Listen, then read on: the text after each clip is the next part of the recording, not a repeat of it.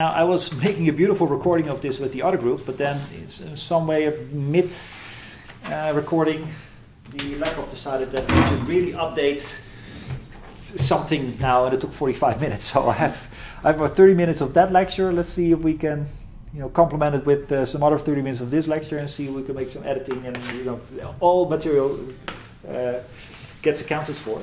So I propose that we take a moment just to go through the steps that we did last week. This is a small summary. Add a little bit extra to it, and then just go through a couple of exercises. And that will include explicitly doing some of the integrations. So now, what we did last week was that we said, suppose that you want to know what the force is that a charged particle field feels due to the presence of an electric field. It looks like this. This is not physics. This is literally the definition of what an electric field is. The physics comes in when you go into the laboratory and you try to figure out what the electric field looks like for a given charge distribution. And we saw last week that it looks like this.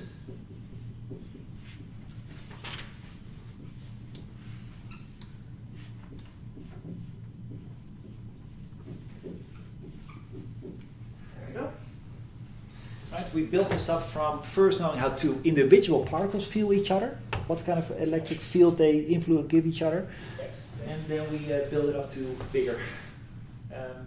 Sorry, I accidentally opened the tutorial video. What of mine? What? What of mine? Because we can have a... Yeah, the one on it. Okay. I thought it was the exercises. There's some sort of inception thing going on here, because I'm talking and that thing is talking, and we're going to post this online later as well, right? So we have... And we should use that video in the next one as well. Anyway. Yeah. It's a big recursive thing, maybe. The inception. Okay. Completely out of my story now for a moment. I did this myself, sorry. Okay, so yeah, we got this from somebody has measured Coulomb probably, that if you have two particles, then they feel this electric field close to each other. We made it bigger, as in we smeared it out over multiple particles, added everything together, we got this expression. And this is, of course, Coulomb's law.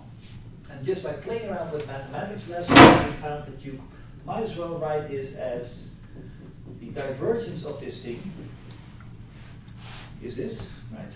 This is then what we call Maxwell's first law. And this itself you could rewrite in a different way again. And that was as follows.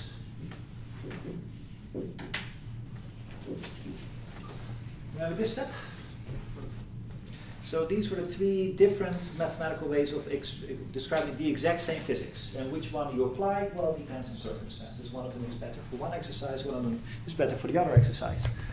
So let me put a little box on this one. This is what we call Maxwell's first law. Maxwell's first equation. Okay, so far so good. Now, what we also saw last week is that you have a similar question, but now for magnetic fields. Something that's called the Lorentz force that tells you, well, if you have a moving charged particle and it moves with a certain velocity vector v, in what direction will it be pushed? And that depends on the magnetic field. And again, this by itself is not physics. This is literally the definition of what a magnetic field is. It's a thing that you have to put into here to understand in which direction it is pushed. The physics comes in at the moment that you specify, because you've been to the laboratory, you specify what this magnetic field looks like. And then we ended up with this equation. This one.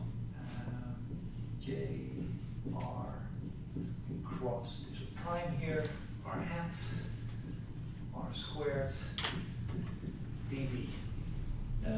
You remember from last week what all the different types of R mean, yes? So we don't have to go through this again.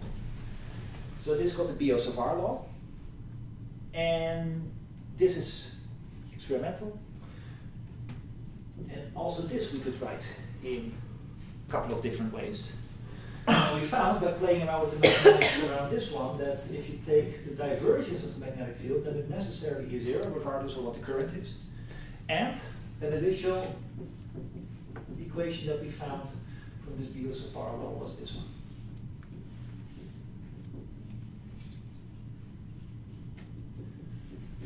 So all of this is not new. This is just material of last week, just to give you a small summary. And that's good because we now have this thing here that we call Maxwell's second equation.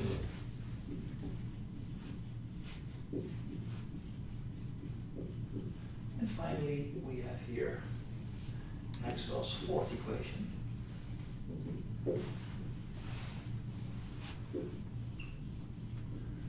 Yeah, and of course then there still is Maxwell's third equation, which at this point is just another empirical law. So I'm going to add Maxwell's third equation, some law that was just measured from the laboratory, and that was this one. All right. And with this, we have all four Maxwell's equations.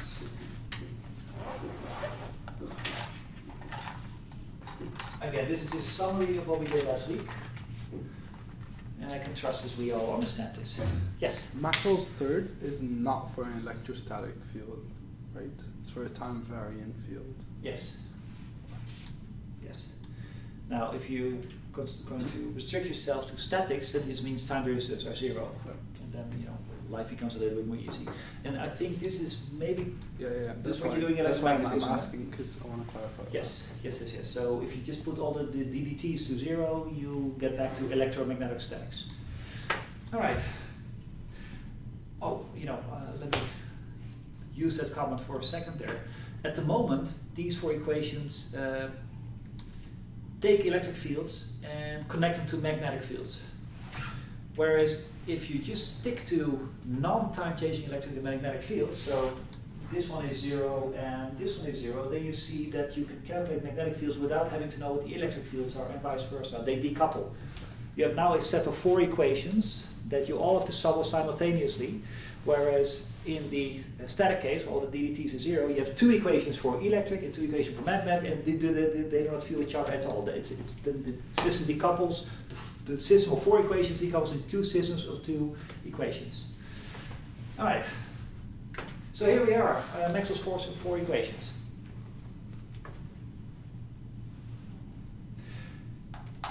I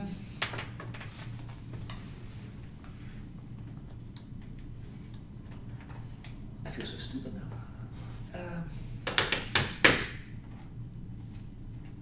I had a little bridge here, and I forgot what the bridge was. Let me go through my notes for a second.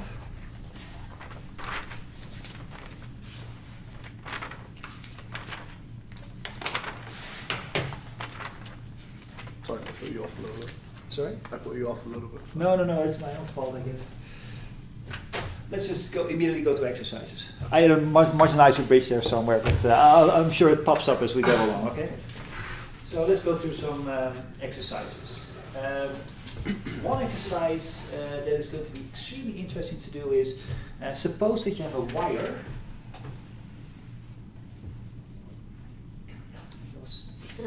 Maybe you should watch back your tutorial. Yeah, well, that was the one that was watched. So, okay, I'm sure we'll come back.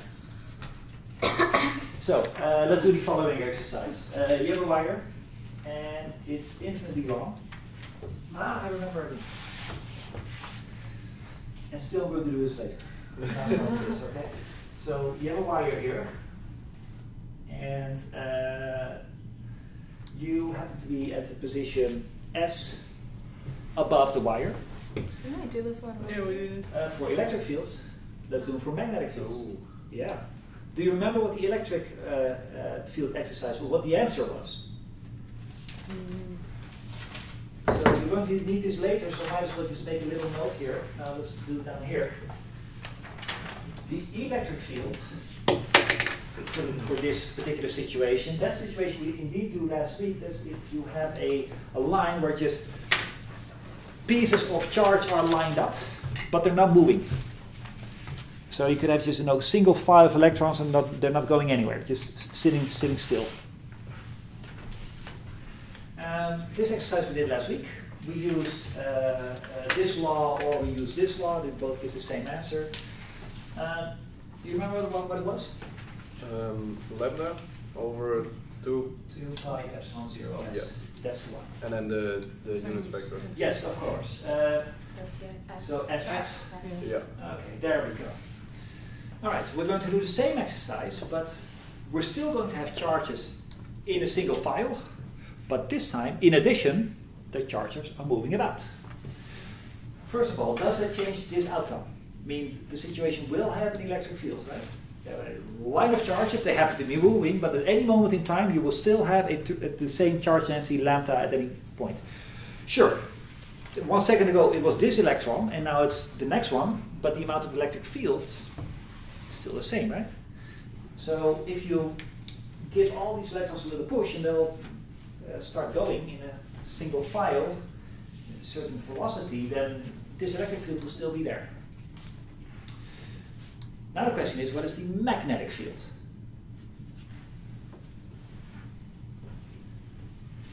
Let's start with a simpler question. In what direction will the magnetic field point? It's a vector. Depends on in what direction the electric field is going. Wait, wouldn't it be Or just the electrons going, are going. Wouldn't it be just going around? So let's specify it like this. So The then current goes in this direction, or the electrons go in the other direction and such, right? The current is in what direction the pluses would move. yeah. Right. So, what direction does the magnetic field point here? It's interesting because people start making these gang signs. Yeah, I don't remember which handle it I was. think Yeah, it's like into the board, I think, because the current is not, the electrons are moving to the left, and then you use your right hand. But you use it for current, no? I Yes. use it for current, You use then it it's for current, So outside. it's yes. out of the board. It points outward, yes? Perpendicular to the board, it points this way. The clever thing about doing the Biot-Savart law is, or any magnetics, is that you always have to work three-dimensionally. That's just a characteristic of magnetic fields. So at some point, you have to either be very good at drawing three-dimensionally, or you have to use your hands and such. So I'm going to use my hands. This is the magnetic field; it sticks out. Now it's interesting that people say, "Well, I used, either hand because some teacher at some point taught me that I should use that hand for this particular thing." Are we now slapping on some additional ad hoc rule for directions, or is it already on the board? Maybe. It's minus the fields. So the question now is, when you decided what direction the magnetic field points, did you use what was on the board, or did you use some rule that was taught to you at some point in the past by somebody? Gang sign thing. We can use the last Maxwell equation. This one? Yeah. We have the electric field. Then we take its divergence, and we know it will be. There is not necessarily. No, but this will not help us Oh, yeah. because the amount of electric field. Forget about what kind of spatial derivative you take. It happens to be a curl, but the electric field is going to look the same at any point along the wire. Yes. So that's not going to teach you. I mean, it tells you it's going to be zero. You're going to take a spatial derivative of an electric field along the wire, but along the wire the electric field is going to be the same because there's a certain amount of charge at any point. So the zero, it just means that whatever the magnetic field is not going to change in time, which by the way is true. I So think fourth equation with the J, having current as a vector, yes, will give you some information about the direction of the magnetic field. very much agree. Yes, you're right. So your left or your right hand rule is indeed written here. It's this cross product. By the way, it was also here. That's the same cross product, right? You got this one from this one, and this already tells you this is this thing here, and it's in this plane. The J runs here. That's another plane altogether, and you can just easily work out what direction things will point. So what I'm saying is, you might already know this rule. Right? You use your hand and such, and that's fine. I'm just saying it's not an additional rule. It's already written in the Biot-Savart law. And yes, it will point outward in this case. So there you go. Points here. All right. But okay, so we now know its direction just simply by knowing what this cross product does, but we still do not know what its magnitude is. So we have to calculate that, and I'm curious what are your suggestions.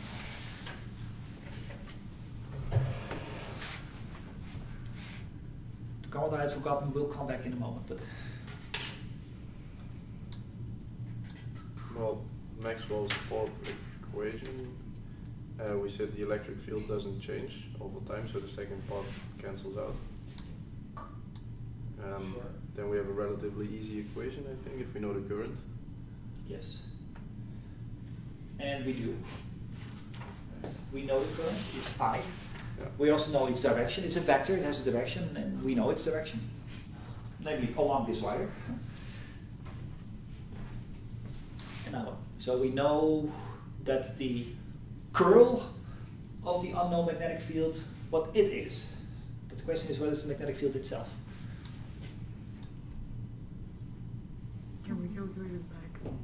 You can integrate both sides. This one. Integrate both sides? Yeah. We will get back this, by the way. Okay. Ah. What we're now doing, because this was the magnetic field given as an integration of its current, and last week we showed that that's the same thing as saying what its derivative is. And now you're suggesting, well, let's do the integration to get the b out, and that's fine, but you will end up here. So, but maybe this all points in direction, might as well use the b so far. Yeah, let's do that one. Okay, so let's go and do this. dr equals u0, and just copy that line over there. Let's make things a little bit easier. This J is a volume current, but we don't have a volume current here. We have a line current, as in the current moves in one particular single line.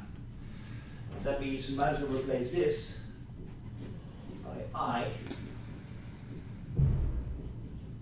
And now we're not going to integrate over all of the volume, but just along the wire.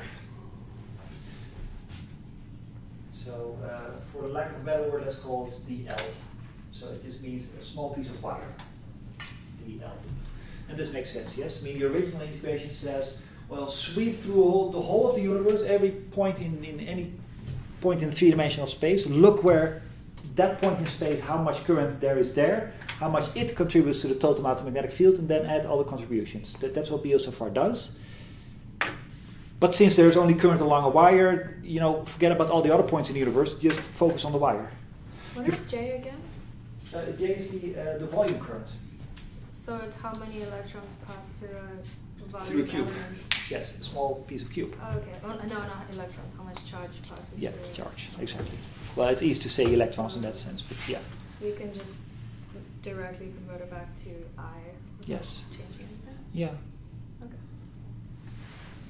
I mean, you're free to take into account all the current that happens outside of the wire. It just happens to be zero, so might as well not take it into account in the first place. So again, instead of sweeping all through the universe to look where there's some current anywhere, you can also just use the fact that there is only current along the wire and just focus on the wire alone. So the integration only over the wire. So that's what I do here. Yeah. Okay. Now what? Are we given the current? Yes, it's I. And R would be S in this case, right? Sorry, what's that? The R vector and magnitude would be S No. in this case? No. Because this piece of DL, the current that happens to be running here at this moment in time, Oh yeah, it's anywhere. will along certainly the will not be Yeah. a distance S away. Shall we write it in terms of S and then some new distance that we define from like where it's perpendicular to S and where we are? I think that's a very good suggestion. But I suggest somebody does this, because I already know how to do this. So, who wants to be an involuntary volunteer? Say that again, Seth? I can do it. Okay. Or I can try to do it. Because I'm crap at this kind of math. No, we were 1, 2, 3, 4, 5, 6, 7. There's Yeah. 7 intelligent people here. Note that I'm excluding myself. So I'm sure that we should be able to figure this out. So And what 8 I with Zeph included. if we want to have this distance here, what I was suggesting is making some line here, and then we calculate everything in terms of S and this line. So let's call this X, for example. What are you calling X? So from here to the point where all the L is that we are currently evaluating. Then this will be by Pythagoras theorem. What shall we call this? It already has a name. The line that goes this from is R. R. That's R. Yes, Yeah. that's capital R. Yes. So Is that capital R? That is capital R. Yes. Yeah. Yes, it is. So this is s squared plus x squared. Though I'm wondering if I'm now making the problem more difficult by introducing a new variable. You can get around that by using trigonometry. No? Okay. Because DL is gonna You never know. change, right? So there's gonna be like an angle that's gonna keep opening up. Yeah. Yeah, at one point it will be almost parallel. No? If If the wire is infinitely long, but note I haven't specified how long the wire is. It just say there is a certain amount of wire. Okay. Might be infinite, might not be infinite. You're right. If it is infinite, then yes. Would you mind going through the exercise, standing over there with everybody's help? Yeah, no, it's fine, but I just myself I cannot really solve it like this. That's why I really need the help. Can we take Then- two angles or maybe DL, maybe write X in terms of DL or something like that, so we can. I'm not doing anything. I'm just, Okay. I'm just X in terms of DL, so X Or, would be or L. at least trying to maybe write DLs in terms of also X, maybe. Just maybe. So ZX. Yeah. Or, Okay, then we can just as well call this L, right? yeah. Sure. It's just like like- with your suggestion that Okay. a wire we place along the x-axis of some coordinate system, the position of where we are looking, I placed on the y-axis. You're free to choose your coordinate system any way that you want, right? I mean, if you're free to choose in any other way, I think this is the simplest. I think the nice thing about this is that S will be constant, so that we will only be having this DL to deal with, which will move along this line. Yeah. Yeah, so can we write it in terms of alignment? Yeah, so this, I will rewrite this formula.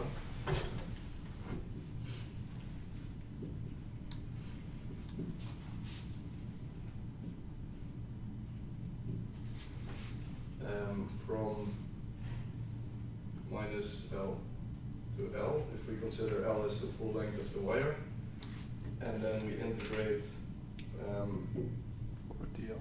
over DL, and then this thing becomes, okay, I'll leave that for now. The R squared then becomes S squared plus, well, if I'm writing it like this, it becomes L squared, right? But No, it's the- S plus L. Yeah, of course, here needs to be something, but I'm wondering what that is. It's still x squared. It's still, okay, it's still X squared. That is nice. I see a cross product in the numerator, but it's like an unfinished line. This is I cross. Oh, Yeah, that's what I was wondering about, how we will write the unit vector. Is it just a unit vector of this thing? Well, Because it's this technically, yeah. unit vector here. it's not unit, but it is a vector. Yes. Okay. I mean, the R. Can decompose R if we know S and X. Yeah. So we can just write it as the sum of S and X as vector and divide it by the length of it. So we'll have like So just the direction, but not the. you want to do the magnitude divided by the. So you have the vector and you just divide it by the magnitude as a number. Ah, so so you you- just have the direction. Yes. So what Vladimir is saying now is that R hat is the same as R vector divided by Yeah. R, length Yeah. R. And we know that R is this thing. So Is S is the particle? Wait, do we know that S is in the middle of the wire? Yeah, I was about to ask that. true. Is it in the middle? Let's start a separate line, just that we know what R is, okay? R vector. So R with a little arrow on top. Yeah. Let's write that one down first. And once we figured out what that thing is, we can figure out R hat, and then we can go back to B sub R. It's Yeah. SY plus I X SY. Yeah, that's why I didn't Y with the little hat. Unit vector. Unit vector Ah, Y. unit vector, okay, sure. Yeah. Not the Y. Y, not I. Or Y. J if you're using IJK. Like this? Yeah. Yeah, Okay. sure. Plus E X. No, it's only With a small at. No. E? E is current. It can be there. X. It's X. hat. Now Yeah. it's X again. Yes. X. X, X. X. hat. Yeah. Sorry. X hat. Yes. Okay. It's a bit confusing to explain these things. And then you can divide it by what you wrote. So if you want to find this thing, Wait, they both should be squared, squared, and yeah. Yes. Oh, no. No. You just divide it by R. That is correct. You divide by R that you found. this thing. Yeah. Or you know. Okay. By Or this. R. What? Oh, that thing should be squared. No. No. That's the length, the magnitude of the vector, and you just want the direction. So you have the full vector, and you just divide it by its magnitude. But it's not the hat one. This is just the vector. Oh, is it just Yes. the vector? No, that is true. Okay. So Okay, this this is is just just a a vector. vector, so if you This one want does not need the denominator. The way it is fine. Yeah, then Now we want to our write hat. the Yes. hat. We do the same and then divide it by this. Yeah. Yes. Okay. Because that is by definition what r hat is. It's the Yeah. r vector divided by its length. Yeah. And we have the both, so we should be able to write that down. I still don't see why the S and X aren't squared for the first vector. It's just an addition of vectors. Yeah, it's not the magnitude. So it's like the direction, this vector plus this vector. We're Oh, just right. looking at the Yeah. total Yeah. magnitude Yeah. of the So combined vectors. Really, the question is, Yeah, I think we figured it out, right? Yeah. what is this, right? And it says, well, in order to get from here to there, you have to walk X amount of steps in X direction and S amount of steps in Y direction, Yeah. no squares. Okay. Yeah, which is different than to this length of this vector. Yes. So we're talking about the vector, not its length. Its length comes with squares. But the amount of steps that you have to walk in whatever direction, that doesn't come with squares, of course. So fill this thing in This is there. correct, this is correct, yes. Yeah. Yes. I can take this thing. Can I take it down if I'm taking a cross product? Yeah, right? because it's No. it's not a vector, it's a scalar, Okay. the denominator. Yes, so it means you can't take it. So I can take it down. Yeah. You can, Okay. yes. That's nice. So this is the same. So this becomes to the power of 1.5, Yeah. Yes, correct. and this here. Doesn't it have to be the scalar common to both? Didn't get The scalar quantity doesn't it have to be common to both vectors in a cross product? so you No, can take it out? only one. Oh, okay.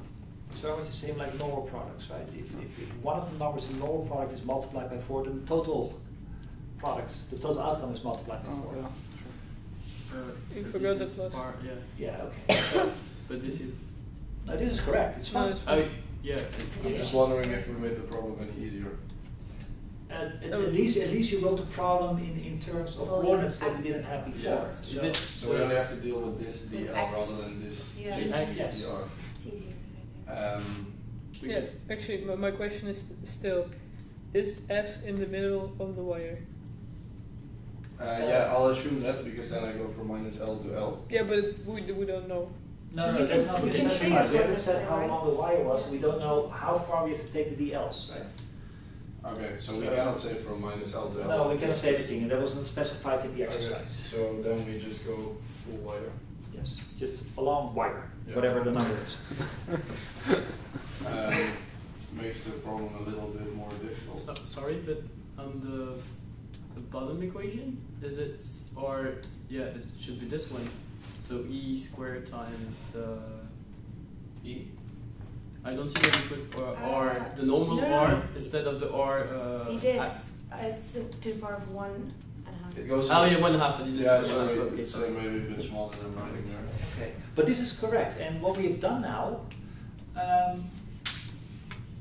mean, it looks more complicated, but we have specified things now. At first it was just the law, as in, well, it looks like this or so, but now we've defined the coordinate frame, we've expressed everything in our BOS of Varla in terms of that coordinate frame, and now it's really just a matter of doing the vector calculus. Yeah. Now, the physics now is done, we just have to do the vector calculus now. And it starts with now doing this cross product. We have this vector, Mhm. we have this vector, and we have to calculate its cross product. Yep. Now, we haven't specified what the vector I is. We we know what it is. It's current here, but we haven't specified it in terms of our x and y's and such of our coordinate frames. Yeah. But that should be easy. Is I x hat? We write that down here. And then the vector is I x hat. Exactly. And the 0 times y hat and etc. Yeah. Okay, good. So You write out the determinant. yeah, and then do the cross product. Now, how you do the? You mentioned determinant, and this is probably your way of remembering how cross product works, right? Yeah. For people, there is a particular way of memorizing how to do a cross product in any application, and the one way of remembering this is using determinants. It's not the way that I do it, but sure, that works. Rewrite this. Yes. So like I said before, I don't really know much about vector calculus. All right. So approaching this problem for me would be just looking up how to. Okay, before we continue, let me make some general comments. And here's that comment that I forgot at the beginning. All right? It has to do with this. Can we borrow? Thank you. This I is a constant. Right? And that means it will just get in front of this. Okay, so that makes it a little bit easier. There's a little more space here. So there's an x hat. This is not a vector, this is a cross product. Just put a little circle around it. This is sometimes the way that you see it, as in to distinguish it from an x. Now, Can you only say it when they specify that I is a constant? yes, in fact, the book does make a point out of this. They call it a steady current. Yeah. And so you always assume it's a steady current? not always, but in almost all cases. And this is exactly the part that I had forgotten at the beginning to mention. And then I said, oh, I remember, and I'm going to put it in when it becomes appropriate, which is now. The fact that I put the I in front is, again, assuming that I apparently along the whole wire is the same number. Yes. So at any point along the wire where you're going to measure how many electrons or charges flow per unit time, per second, you're going to have the same number here as you're going to find over there. So it's not dependent on where you look along the wire. Now, just a moment. I want to add some physics here. You might ask, well, why would that be the case? Because you can easily envision a situation where the amount of current here is not going to be the same as the amount of current over there. One way of doing it, for instance, would to have a particular piece of the wire where you just add enormous amounts of extra charges from the outside. Okay, you could add a capacitor, for instance. A capacitor is by definition, this contraption that adds currents, adds charges. Just push extra currents in, and then if I would do that, I would have this piece of wire here where I hooked up my capacitor, gave it extra charges, and the part over here would not have that capacitor, so you would have more charges flowing by per second here than you would over there. So I would not be a constant. And if the cable is not homogeneous, like in its constitution, for example. One more time. If it's not homogeneous in its constitution, maybe also. That is also very true, because if this wire here was copper on this side and I connected it to a piece of wood on that side, then it would not flow as easily here as it would there. Right? Wood does conduct electricity, but not very well. So just by changing with the type of material, make it inhomogeneous. This is, I think, the way that you phrased it. You can also change currents from this place to that place. So it's very easy to make a situation where the current here is not the same as there. That is called a non-steady current. So a steady current is any setup where the current is the same number along the whole circuitry. So in those situations, you're not allowed to take it out. But in almost all cases, you can take I to be a steady current. You can take it outside of the integration. And it's not because we want to make your life easy and just give you easy exercises. There's a physical reason. Nature itself will try as best as it can to make sure that the current is steady, that the amount of current here is the same as the amount of current there. Can you think of a reason why nature tries to do this? Because you said it's the previous question why matter is neutral. I think it's because the electric force is so strong that even a small change a small, let's say, symmetry will indulge a very strong force. So in order to reduce the action and the force to the minimal to keep an equilibrium, it must keep like the symmetry as the better symmetry it can. Yeah, I like the premise, but the way that you then build up, I'm a little shaky about. The physics indeed is the fact that the electric force is ridiculously strong. Right? That was indeed the same comment that we made last week. It's the same for the capacitor. If we say that we just add a few charge difference, we see that it rises exponentially in terms of potential. Yes. So even a slight difference in the currents will require a very strong amount of I very much agree, but I'm looking for a somewhat more visual way of explaining it, because in your both explanations you put in extra words. In one of them you put the word potential in, and in the other word you put in action and must be minimized and Lagrangians and such. We can make it much more visual. Suppose indeed that for some reason the current here is a different number than it is here. Right? Suppose that this is a bigger amount of current than you have here. Then that means somewhere along the connecting piece you must have a pile up of charge, agreed? If there's more current floating by than is moving on here, you literally have a pile-up. It's really like the motorway. If the cars here are moving not that fast, but the ones here are moving fast, and here you have a pile-up. So, traffic jam, you might even say. Now suppose that you would have a traffic jam. So you have this huge amount of pile-up somewhere in the middle. That means you have extra charges there, more charges here than you would have at the other places. What will happen due to the enormity of the electric force? Yes, these parts in the middle that are now piled up will start to repel each other enormously, right? It will spread out again.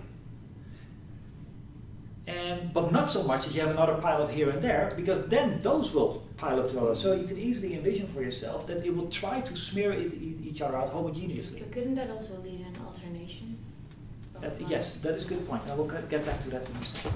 So, the bigger point here is that a pile-up of charge, nature, by the strength of the electric propulsion, will try to nullify that as much as possible. Will try to make the amount of charge everywhere as homogeneous as possible. In terms of current, that will mean it will try to make the current the same number everywhere, right? Because it is a change in number of currents from here to there that makes a pile-up to begin with. So whenever you have one, a different current here than there, then nature, by the strength of the electric force, will try to nullify that, make it as homogeneous a current as possible. This is why I guess at some point you learned in high school that if you would look what the current is in electric circuitry, it will be the same number everywhere. That's exactly because of that reason. It's the bigness of the electric force. So the assumption that this number is going to be the same along the wire everywhere is a very valid assumption. Now, of course, you can make it artificially different. The capacitor thing is a possibility. You could put a piece of wood over there and such, and then nature will act. It will try to, again, will nullify. And how fast does it do so? Well, the agent that does it is the electric field, because it's the electric field of the amount here that will tell all the other parts of the circuitry that it should accept a couple of electrons, that it should be smeared out. It's the electric field that relays the information between the different parts of the wire. So it's the speed of light. That's the speed of light, so that goes ridiculously fast. Yeah. So that means that even if you do have a pile-up, for some reason, because you have added your capacitor, or because you have changed this copper wire by a block of wood, then by the speed of light, nature will neutralize it. In case of the piece of wood, it would probably mean no current anywhere anymore, as in still charges, just no current. Now, in alternating current, and I think that was your comment, right? I mean, if you plug something into the socket here, the alternating current, I think in the Netherlands is what, 60 hertz or 50 hertz or something like that. So that means, the 0.02 seconds of the time, everything will flow in this direction, and then it will flow in the other direction. Well, 0.02 seconds is ridiculously long compared to how little time it takes for nature by the speed of light to nullify everything. So even by ridiculously good approximation, even in alternating current, it will still be a steady current.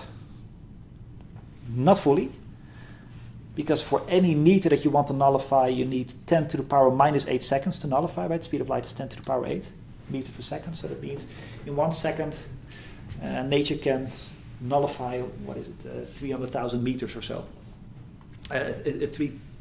0 to the power 8 meters. So not only is the strength very great, it's also very fast. And this is what I say. This is why in almost all practical applications you can assume that the eye is not spatially dependent. So. And that means that in this situation, as in many others, you can put in front of the integral. That is assuming we brought the particle there while I was already fully in the wire, right? Because it's, say, Yes. Yeah. No. okay, Of the course. particle was there before, then it will still, the current will still flow through. You see what I mean? For example, the current can be here and not here yet because it just goes with the Sure. line. Yes. Yes. No. That is true. Of course. Yes. But then still, you only for every meter that you want to cover, you only need 10 to the power minus 8 seconds. I mean, it's almost instantaneous. So that means that in the Biot-Savart law, you usually can take the thing as a constant. Now, not always. I'm sure you can think of some artificial situation where the change in currents from here to there is faster than nature can nullify it, so that it's in less time than 10 to the power minus 8 or so. But you have to put a ridiculous alternating current in there to make that happen. So, all clear? Mm-hmm. Okay, good. So I think we now can continue. This was the thing that I forgot at the beginning. So that was that thing. All right, so let's move on from here. I will stand over there for a good overview. So we can already calculate the cross product. Okay. And we know that since we only have like x, but we have a cross product that contains x and y, and so we'll have like s, And then we lose that z, direction. hat. Would it be good for people to see how cross product is calculated? Yeah, let's do Yeah, that. so I do the cross product of this separately here. I think so. Maybe it's Yeah, good for yeah, overview. We're going to need it later, but we know this by heart. So yes, it is Oh, absolutely. okay. And maybe also the Maxwell's equations, right? We know these by heart as well. So. Okay.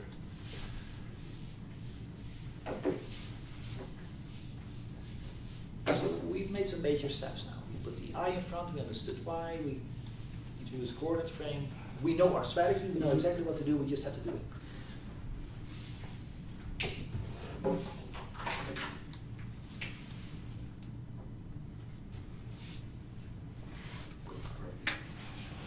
Got some new markers. Yeah.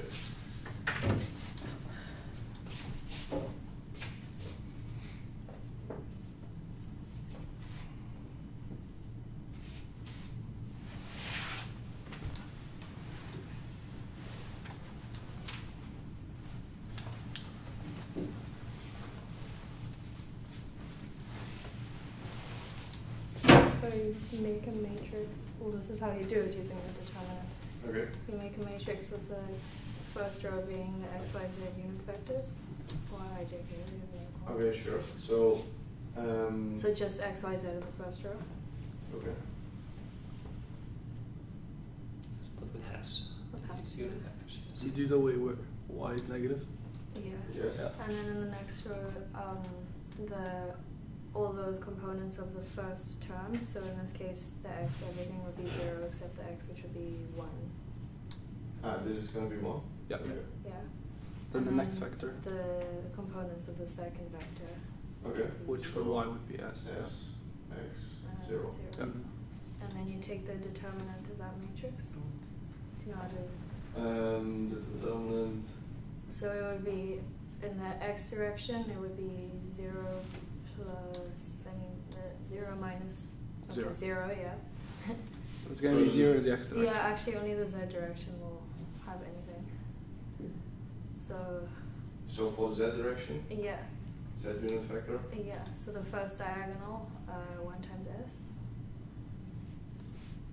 Minus the second diagonal, Which is x 0. times 0, so it's just s in the z direction. Okay. Are people seeing this trick for the first time? The determinant way to get a cross product? Yeah. What I did was just decomposing easiest way. each component of the vector and do it for each of them, like along x, along y, and z. But since there is only like x and y that is a viable like composition, I directly know that it's going to be Z thing. Right. That they're going to be component to some Z. Agreed. Sorry, how did you know it was going to be a Z thing? Because it's basically, if you decompose the cross product vector, you can do it in terms of each for x, y, and z. So for x, it's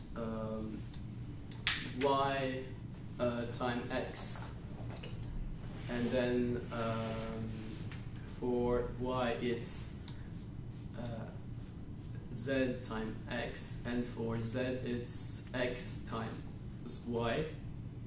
And if you do the calculation, you find that since everything is like 0, and the only thing that you find is like the only possibility is like a true component is when you multiply x by y, which gives you directly.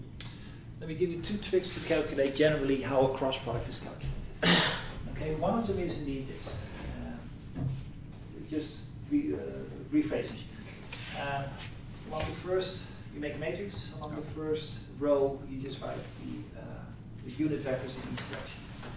Along the second row, you write this composition, and along the last row, you write this one. Now you take the determinant. Now the determinant of a matrix, as I think you know, just means that you take x hat, right? You take this thing, and then this x hat is multiplied by 0 times 0 times s minus 0 in this case. That's literally just how you calculate this thing. Now, next line, so we know that this magnetic field in x direction, in x hat direction, happens to have 0 components. There is no magnetic field in 0 in x direction. If you want to know how much there is in y direction, okay, then it means you cross out these two and you take the determinant of what remains. So in y direction, you'll have 1 times 0 minus x times 0 also happens to be 0 in this particular case. Finally, if you want to know how much magnetic field there is in z direction, okay, then you cross out the whole z row and column, and then you take the determinant of what remains. So in z direction, that will be 1 times s minus x times 0 is s. This is 0. That is 0. So apparently the magnetic field points in z direction with a certain amount s here. Okay. In a plus direction, and that's exactly what we saw, because if this is x, that is y, then this is z, plus sticking out. So we saw already what you do by your gang sign method, what should come out. But this is really what happens. It is this part that tells you the direction. Here's the second way. This is the way that I always do it. I never do the determinant way. My high school teacher did some linear algebra in his mathematics, but this was 1997 or so, a long time ago. And he called it tying your shoelaces. Schoenveteren. And he said, well, what you have to do is you take, if you have, let's call them A, B, C. Here's one vector, and let's call x, y, z. Okay, here's another vector. You want to take its cross product. This is his tying shoelaces method, and I still do it this way. You write down this one vector twice, like this. You write down the other one twice, this one, and then you're going to tie your shoelaces. This times this, minus that times that. That's the first component. It's literally times shoelaces, right? And the next one is, okay, z times x minus a times z. Those two, and then you have a times y, that's this one, b times x. There's a cross product. This is how I still do it until this say so. Meneer Brouwer, if you're watching, thank you for this. So, by the way, it gives you the same answer here. Yeah. I just made up 2 vectors. If you would have done it with these 2, you would have gotten the same answer. Now, regardless of how you do it, what is our answer in our case for this particular cross product? Is this one right? That's it.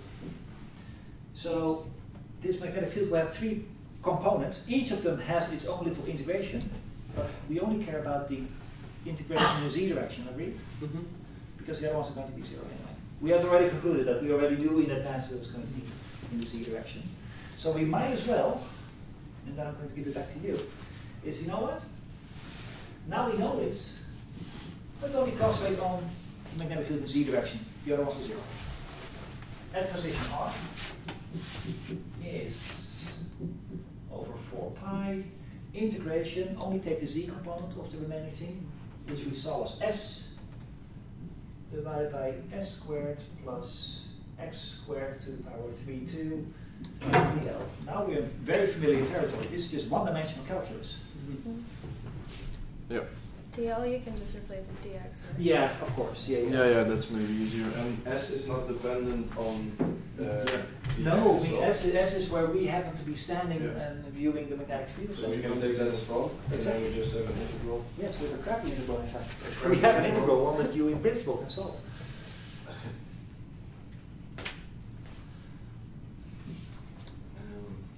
S mu 0 I 4 pi.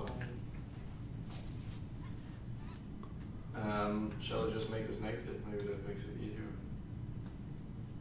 Sure.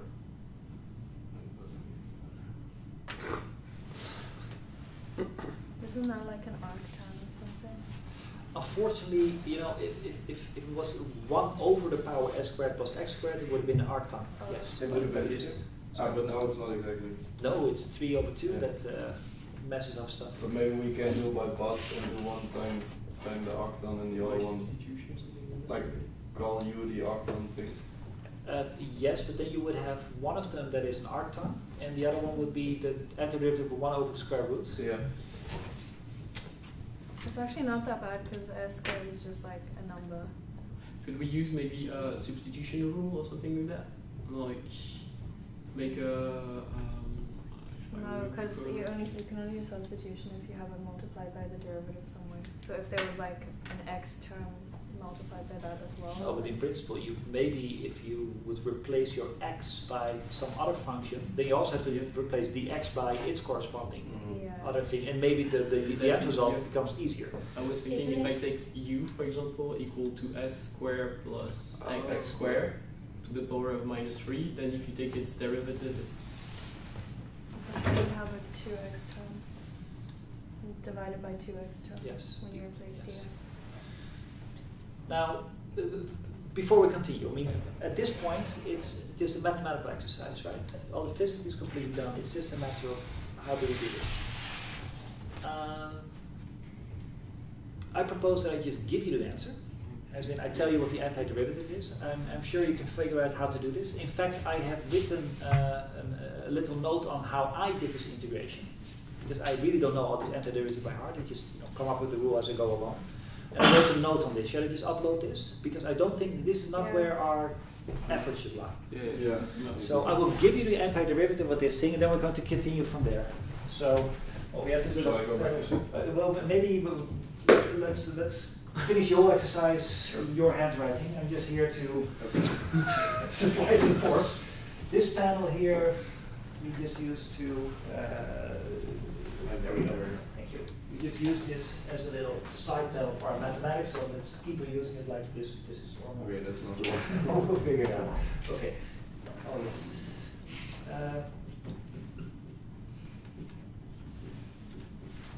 So it's really this question, yes? Sure, there's not a one there, but you can figure out how that works.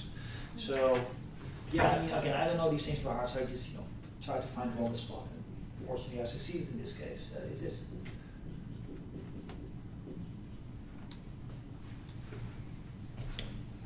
You could have sort of guessed, and that's, by the way, that's how I got there.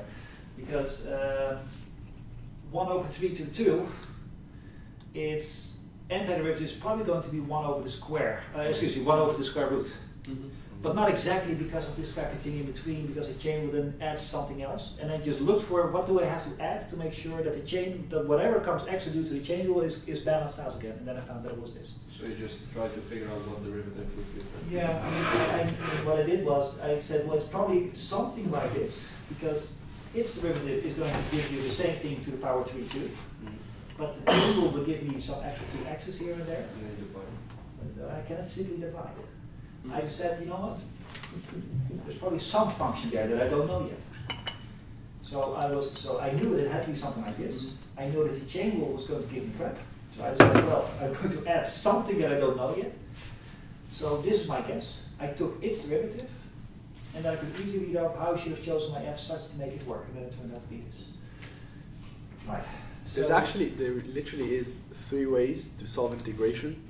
There's by parts, there's by substitution, and by trial and error. And I see with you, trial and error always works. Just put some function up there, some function down there. Yeah, what I would say is finding integrations is, the difficulty typically lies is finding the antiderivative. There's other tricks, but finding the antiderivative is usually the hard part. So that's by definition. No. I mean, I can show you examples where you find the answer to an integration without having found the antiderivative. Okay. Those are the really beautiful tricks, by the way. But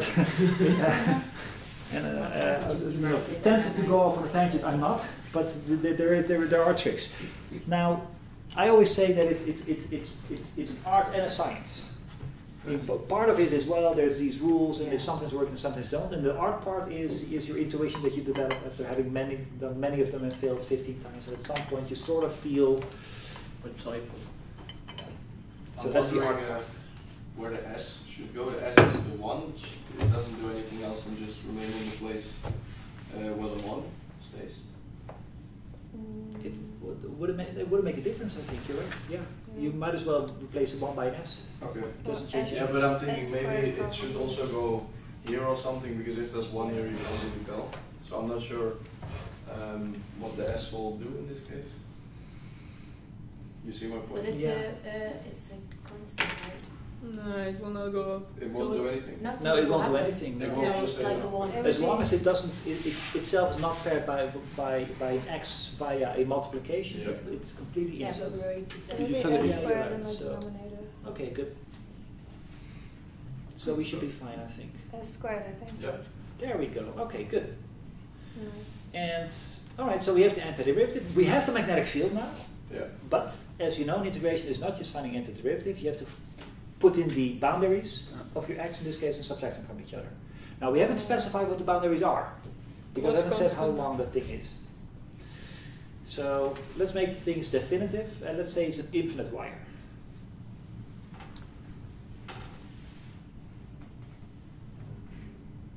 Okay. Well, I have a question. Okay. If you say it's an infinite wire, it would also make sense to do your integral from 0 to infinity, which is shifting a coordinate system. Of course. But you get a different answer because you're plugging in different things. I don't think so. I mean, you might as well integrate from 0 to infinity and do that twice, right? Because both sides of the 0 point will give you the same contribution to the magnetic field. Yeah.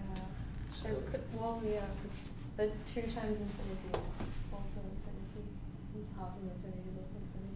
yes, but I'm not multiplying infinity. I'm multiplying the magnetic field that comes out of the integration by 2. So you have an infinite wire from 0 to infinity. It gives a finite magnetic field, and then I multiply the finite magnetic field by 2. Okay. I'm pretty sure that will work. So basically, we have to calculate the limit of x over the square root of s plus s squared. And I'm wondering, you can't really tell which one will grow faster, right? Yes, you can. You can? Yes, absolutely. Because it's the square root of the x squared, so I was confused about that. Well, you find x of kind of an x over x, something like that. Do you agree that the bigger you make x in the denominator, the bigger you make x, the less s is going to contribute to the denominator? Yes. So if you make x infinitely big and you keep s finite, whatever number it is, at some point you might as well have it just becomes 1. Yeah. Yeah. So the point, the argument here, I mean, again, this is just mathematics, yes? This is just how you take a limit. In this particular case, is you say, well, the x becomes really, really big in the denominator, so it will certainly become bigger than s squared. So for all practical purposes, you might pretend as if the s squared was not there. But then you get x over square root x squared, which is the same as x over x, which is 1. Okay.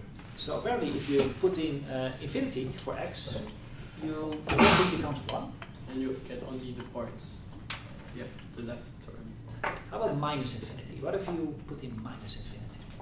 The denominator will still grow because you're squaring it. Yes. So it's the same thing. 1 and minus 1. You get No. 0. You won't get the same. No, You get minus 1. Yeah. Get You minus get 1. minus 1. Because if in the denominator putting in x is minus infinity due to the square, Yeah, it's exactly. just as if you would have put in infinity. So if it's equal to 0, then no? Like 1. But there's no minus zeros. Because the top No, but in is- the end, if we do the total thing from it's minus minus infinity to minus, infinity. so it's 2. Oh, it's minus minus or the other side? I don't Yes. remember the side. Yes, exactly. So the total solution, because this will in both times become 1, Yeah. is No, this no, time? no. No? If you put in x is infinity, you get 1. Okay. If you put x is minus infinity, you get minus 1. Okay. So, No, but So- you can tell, right? 1 I mean, minus minus if you minus put here this x put minus infinity, because the square this becomes plus infinity. Yeah. But this minus infinity stays minus Ah, okay, infinity, so so it gives you minus 1. So, So you have minus, you have 1 minus minus 1. yeah, so this becomes 2 times this one. Yes. Okay. Right. So in total, we will get half as mu naught over y. There we go. Okay, good. This is the final answer. We already, thank you. We already knew in advance and we checked it by using the cross product that the magnetic field will point in this direction. And we have now calculated painstakingly what the amount is if the wire is infinitely long. And this is what you will get. So we now know that the magnetic field points out at this point in this direction with this amount. That's what we found. So, lots of mathematics, but here we are. By the way, suppose that we would have taken the magnetic field and would have at the same distance s, but over here. So I just take this thing, rotate it over here, and we're taking it here. What direction would the magnetic field have pointed? Downward, right? The magnitude would still be the same, because the magnitude only depends on how far away you are from the wire. So the magnetic field points out here at our current point, but if you would have taken the same distance as here, again it's three-dimensional, you put your s here, then the magnetic field would have pointed downward with the same amount. And if you would have done it here, at a distance s, it would have pointed inwards.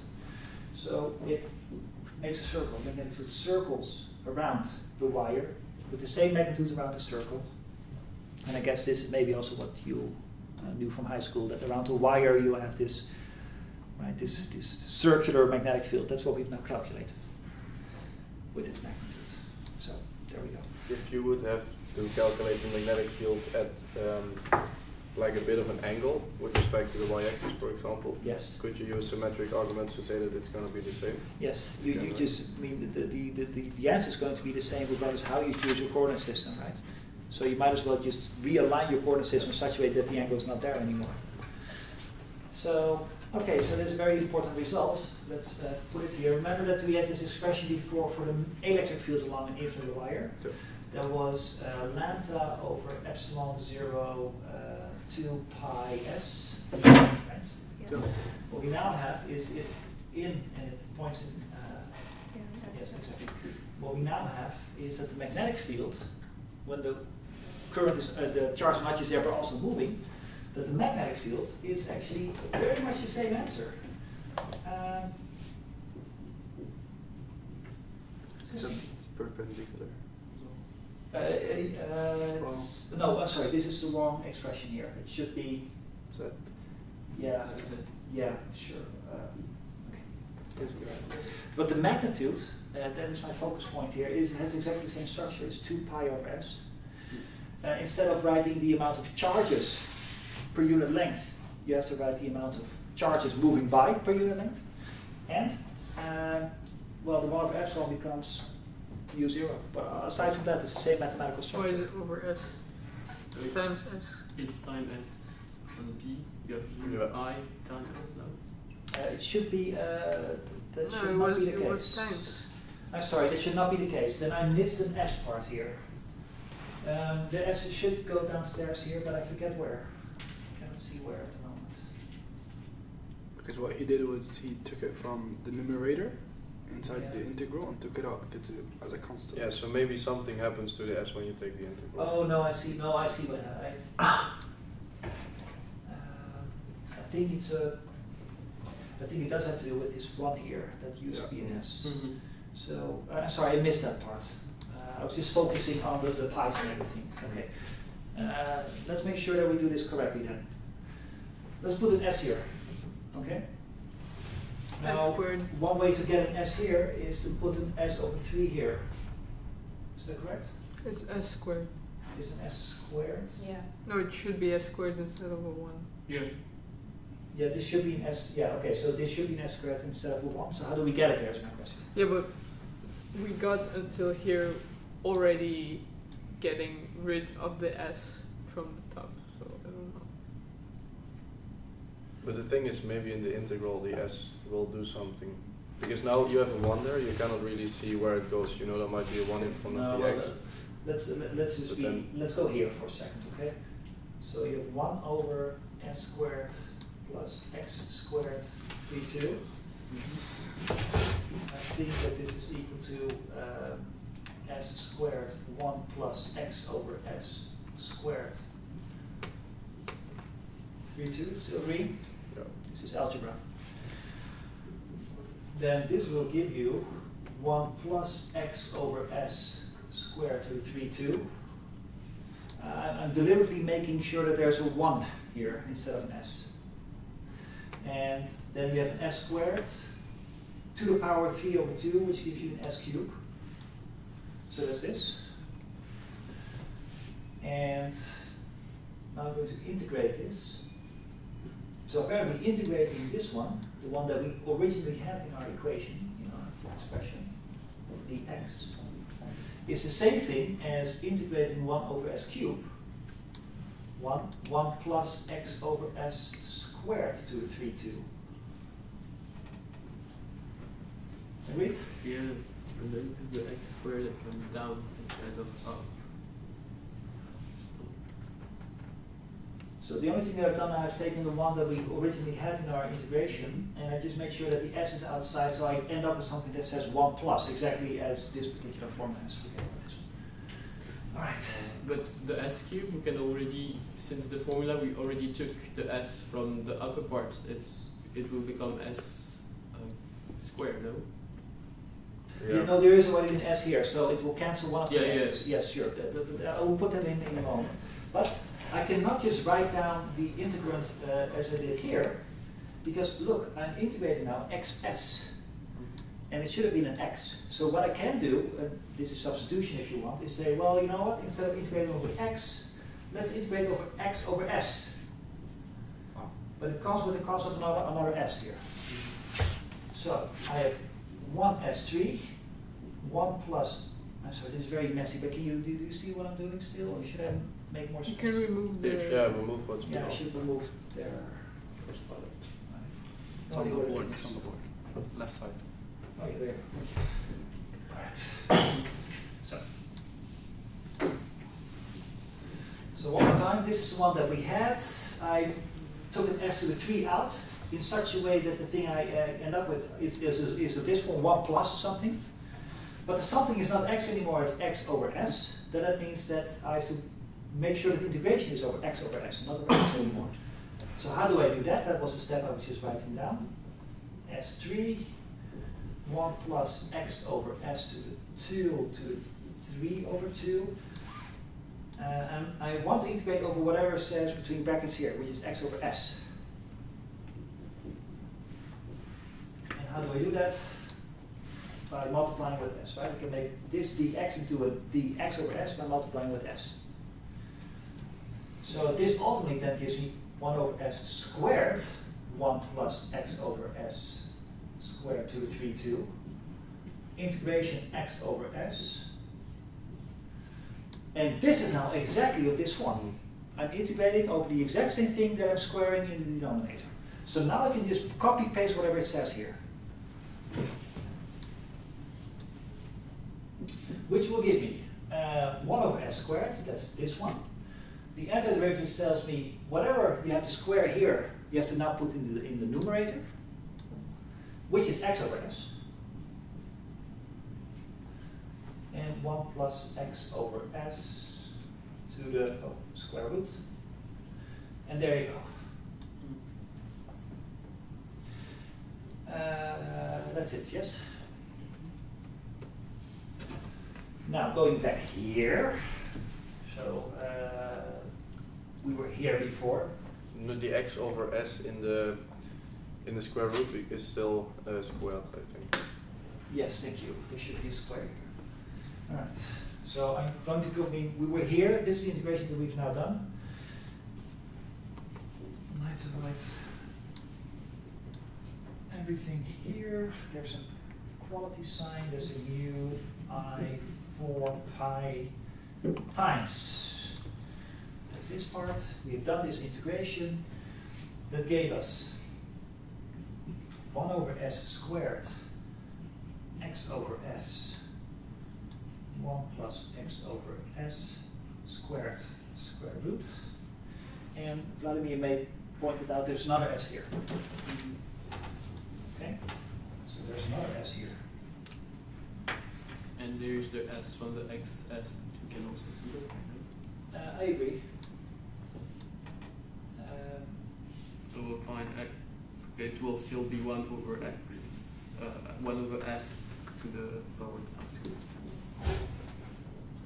Yeah, so you get an s squared ultimately down, I think, yes. With an x, 1 plus x over s squared. Oh, Jesus Christ. Okay, so this is this, yes?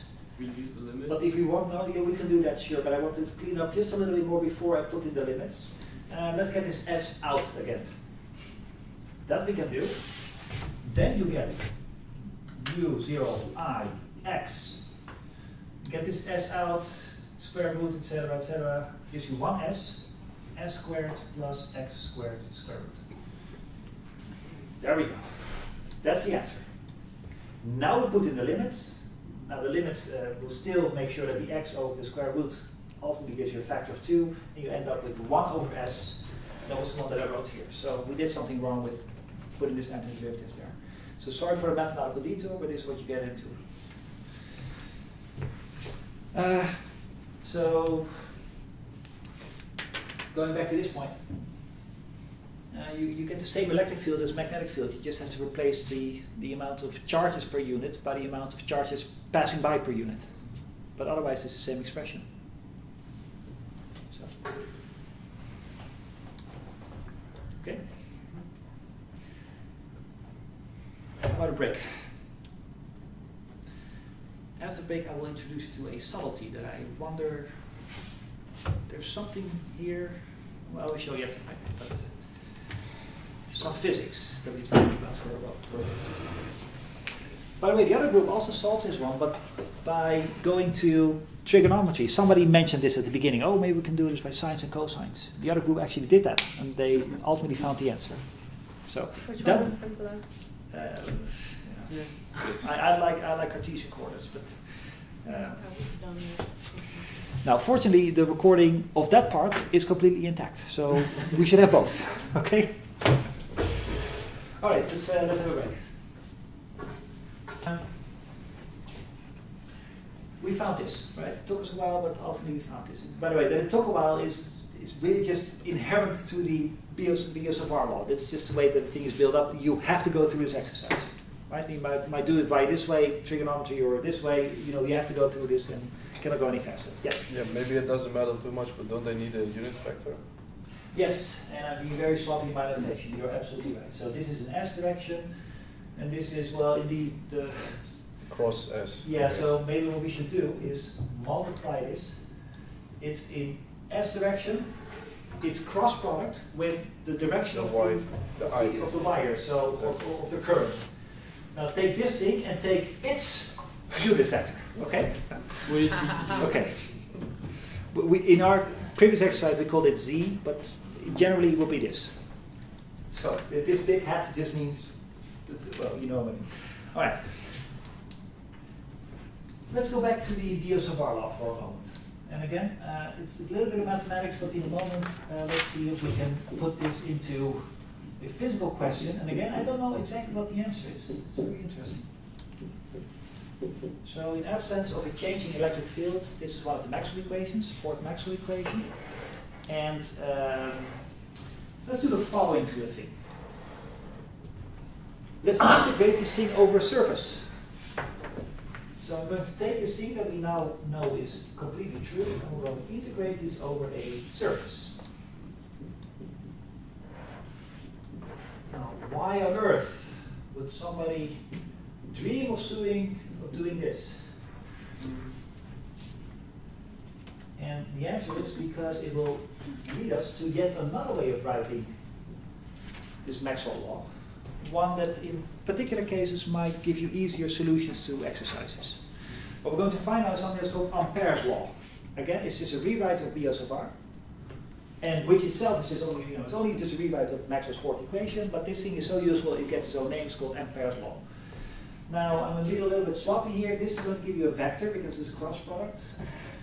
So you have to do the inner product with the vector that gives you the surface. Now, what surface am I talking about? Well, it depends on exercises, but let's go to our exercise that we just did a second ago. We have a wire through which there's current. We're going to introduce a surface. A cylinder? The cylinder has a surface. Well, let me put it this way. You're free to choose whatever surface. Okay? I'm going to choose one particular one. You're free to do. The only thing I did was did this thing and put an integration sign over it. I can integrate over whatever I want. But I'm deciding to integrate over a surface. In this case, it will be a disk. That the disk itself is perpendicular to the flow of current.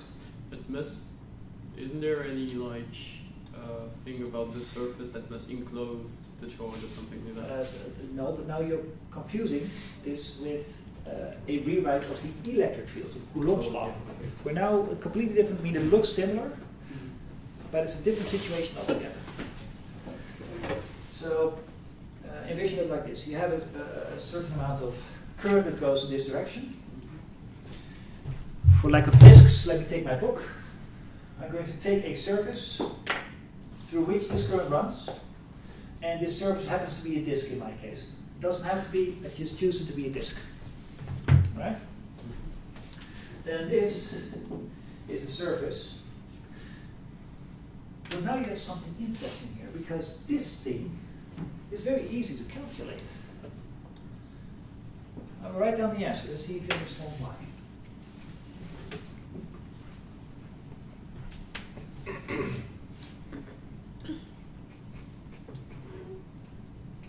So are you calculating the magnetic field in that surface, or? I'm just saying there is a magnetic field here. At any point there is a magnetic field. In fact, we know what it is. It's this thing in our particular exercise. So at any point on this disk will have a certain amount of magnetic field. I calculate the curls of all these magnetic fields and add all these values together. That's what the integral does. That doesn't help you much, right? It just tells why would I do this. Again, there's a reason. A new law will come out. So your surface is a 2D disk? Yes. Yeah. Okay. Yes. And it's oriented on the same direction as I? It's perpendicular to it, yes. So, as you know, a disk or a surface has itself a normal vector. Yeah. And the normal vector to a surface is what is meant by this thing here. Okay. Now, but my question is this. The J points in the same direction as the normal vector to the disk, right? Yeah. But that means you might as well drop the vector parts, because the inner product of two vectors is equal to the magnitudes of these two vectors times the cosine of their angle. But I mean, if they're in the same direction, the angle is 0, cosine of 0 is 1. So might as well write this as such. Do you agree? Oh, excuse me. And Okay. Well, because the current will be 0 everywhere except where it goes through the surface. Yes. When you're taking it over the full area, that will be the only contribution. Agreed. Yeah. So this is my point, yes? Yeah. It gives you this. Yeah. I mean, I was going to get there in a different way, but this is a very good way of saying it. Ali's point was this, right? I mean, you calculate what this part just tells, well, calculate the current at any point on the disk. Well, there's only one point on the disk where the thing is not 0, namely exactly where the wire sticks through. How much current is there? Well, that's what we call I. So this whole integration just boils down to this part. Okay, good. So we know what to do with the right-hand side of this monstrosity here.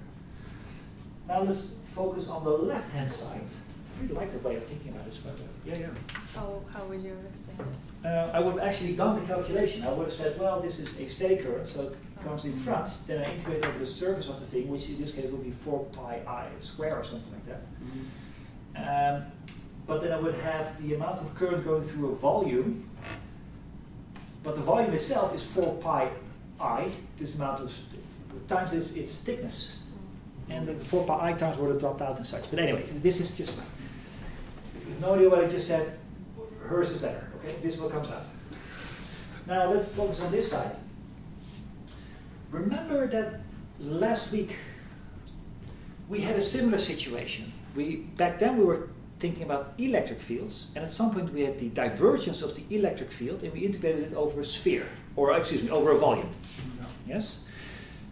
And then we said, wait a minute, there's this theorem in calculus, vector calculus, that says if you're integrating over a volume, it's equal. And so if you're integrating a divergence of a function over a volume, it's the same as if you would have integrated over the surface of that volume, with that, but you would have lost the divergence sign. Right? Just as a small reminder, this was Gauss's theorem, that if you have any, well, let's call it, we applied it for electric field, so let's use the electric field. We had this, that if you're integrating over a volume, that's the same, this is Gauss's law, as you would have integrated over the surface of the volume at the cost of your divergence. And it should be a closed surface. This was Gauss's law, the mathematical Gauss law. Right?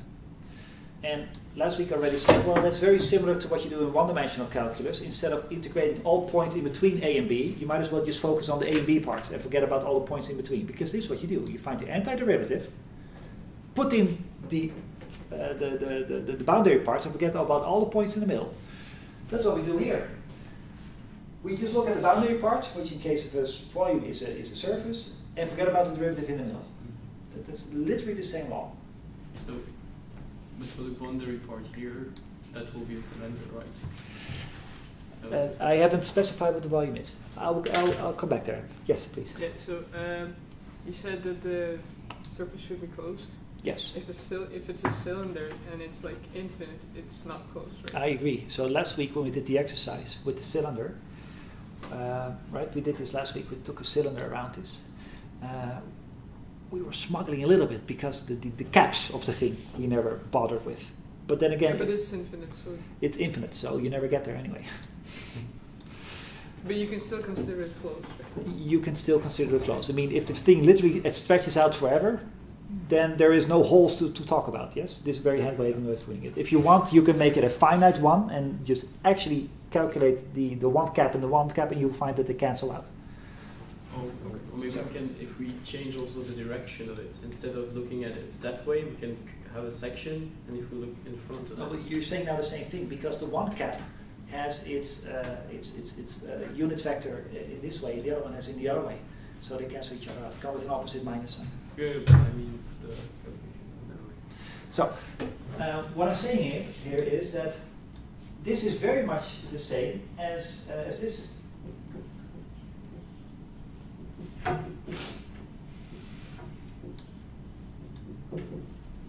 You see this? This is just one-dimensional calculus. The integration and the derivative cancel each other out. So instead of integrating over the whole line from A to B, you might as well just get the function in between at the endpoint. Don't worry about the points in between at the cost of this derivative. That's exactly what's happening here. Now, there's another version of this particular style of reasoning. That is called Stokes' theorem. Again, it's a vector calculus theorem. That goes as follows. For any vector function, that's called f here, that you integrate over a surface, it is exactly as if you integrated over the circumference of the surface at the cost of the derivative.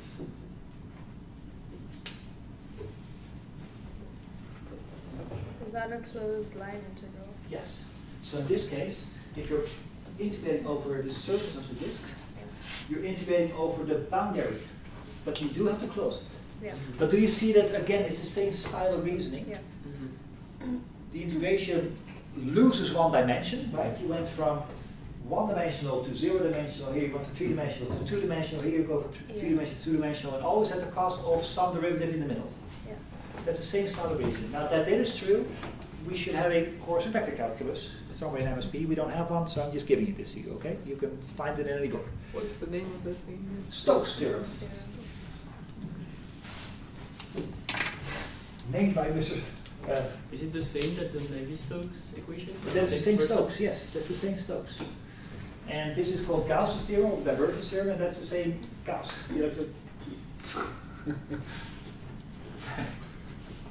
You know this meme that you see this old painting, you see a guy, you see this town square with 1700, and you see a guy, you see running. Do you know this meme? Yeah. It says running. Was invented by Thomas Run in 1716 or something like that, when he tried to walk twice at the same time or something like that. And then you have a little arrow that points to this painting where you see guy apparently running is named after Thomas Running. So this Stokes is named after Stokes. This is what. Don't mind me. Let's apply Stokes' theorem here. No, there's really no follow-up there. I tried to make that one funny. It really doesn't work. The point here is you can apply Stokes' theorem here. So instead of integrating over the curl of a magnetic field, you might as well just integrate over the magnetic field without the curl, as long as you do it over a closed loop that forms the boundary of the surface. And in this case, apparently that's equal to mu over I. This is yet another way of writing B sub r. Right? We have the B sub r law, that we could write as such, and this we can write as such. So there's three equivalent ways of writing the B sub r law. And there are exercises where this is much easier. In fact, the exercise that we just painstakingly went through for 15 minutes, we can very easily do it this way. Because, the surface? What is the surface here in our case? 2 pi s. You're going a little bit too fast. You're still skipping a step. We wanted to know what the magnetic field was at this point, right? That was our original exercise. Now, apparently, instead of doing B sub r, you might as well do this. So let's do that. So, if you want to know it here, and you're free to use whatever surface, let's take that disk. You don't have to, but mathematically it's easiest if you do. So let's take that disk. Then instead of integrating over the disk, Stokes' theorem tells you, well, might as well integrate over the circumference of the disk. So really that's a circle, isn't it? It's a circle of radius s. Agreed? And that should give you the mu0 times the current.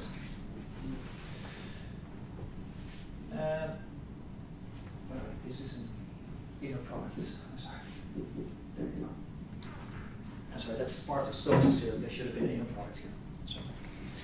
Now, Can we say that the magnetic flow will be constant or something like that and get it out of the integral? yeah, but this is why I was saying you were going a little bit too fast. We have to do 2 steps to simplify this, and both of them have to be justified. One of them is yours, that you say, well, the magnetic field is constant at any point along this circumference. Is that true? The magnitude is constant. The magnitude is constant, I agree. So the magnitude is constant. The vector is not, though, is it? So you cannot just easily just take this B and put it in front, because its magnitude might be constant, its direction is not. But it's the direction in a product with dl. What is dl? dl is not, as we had before, along the wire, it's along the circumference. Now, Oh, so it's always perpendicular to the L. not No. perpendicular. Oh, no. Parallel. Parallel, because the L. What is the Z? So we already knew that the D sticks out here, yes, at this point. Again, this is going to be hard in 3 dimensions, but the thing is a circle like this, and this piece where we're calculating the magnetic field is also sticking out. So our little dl, so the one that is now sticking out at this point, is sticking in the same direction as the B does. How do we know if it's this way or that way? That doesn't matter for the calculation, unfortunately. Because we already know from our original B so far that it should stick outward. So you can just forget about the minus sign, right? And just add it at the end. You see what I'm doing? Oh, I guess that for the B we know that it's this way for the L is like. No, no, I agree. But listen, you're right. I mean, are you integrating along this way? This, in that case, the DL is sticking out a bit, or are you integrating in the opposite direction? And then the DL would have been in the other direction, and your whole outcome would have had an additional minus sign. And the question is now, which one is it? And apparently, it depends on this completely arbitrary choice whether you are calculating, doing the integration, going from here to there, or the other way around. Now, there's an arbitrary choice, so that means that minus sign cannot have any physical significance. So there's a good point here, then, that apparently this rule, this law, doesn't tell you about directions. It just tells you that it is. There is a magnetic field with this magnitude. It doesn't tell you what direction it is. So you would have to borrow from the original by BO to later on artificially put back the direction. Now, again, we've now concluded that in this particular exercise, we might as well drop. Does it depend on the y-axis that we choose at the beginning? So let's say there is a positive, like like in trigonometry, you have a positive sense, yes. And if I choose my y to be like upward and my x to be that way. No, I understand, but no, it doesn't. It doesn't. Because also my choice of coordinate frame is free. I might as well. Yeah, but that's what I meant by thing is like, because we can change the coordinate frame, and I can say, oh, instead of choosing my y upward, I can choose it downward. Yes. Well, the actual side is only a question of coordinates, like no, that's true. Choice. Yes, but you and I are saying the same thing. Yeah, that this thing like will not give you your direction. We know already that it's going to stick outward, but it doesn't. We don't know if it's going to stick outward or inward. That's it depends only on the coordinate frame that we choose, yes. Like where we can choose. Yeah, but again, also whether you're integrating in clockwise motion or anti-clockwise motion, there's nothing in this law that tells you that you should do either. Yeah, but I was just thinking of the like normal trigonometric sense or something like that. I know because like when you build like referentials or things like that, yes. Don't you have a specific like order to be like a direction, not a direction, but when you build it, you have to be clockwise, otherwise your course product will be kind of negative, or that's the kind of thing. Like that's completely, you're right, but that's completely beside the point. Even if I defined my coordinate system in a clockwise or an anti-clockwise way, that still hasn't specified whether I'm moving along this way along my integration or the other way. That's a completely separate question. To make a long story short, the minus sign is, in very, very real sense, arbitrary here at this point.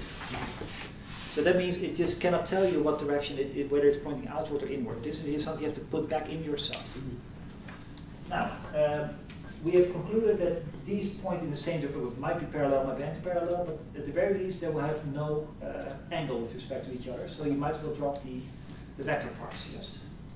The inner product becomes a normal product at the moment that the two things are aligned. So I've dropped the vectors here. Next question. Magnitude we said was constant. The magnitude is constant, might as well put it in front.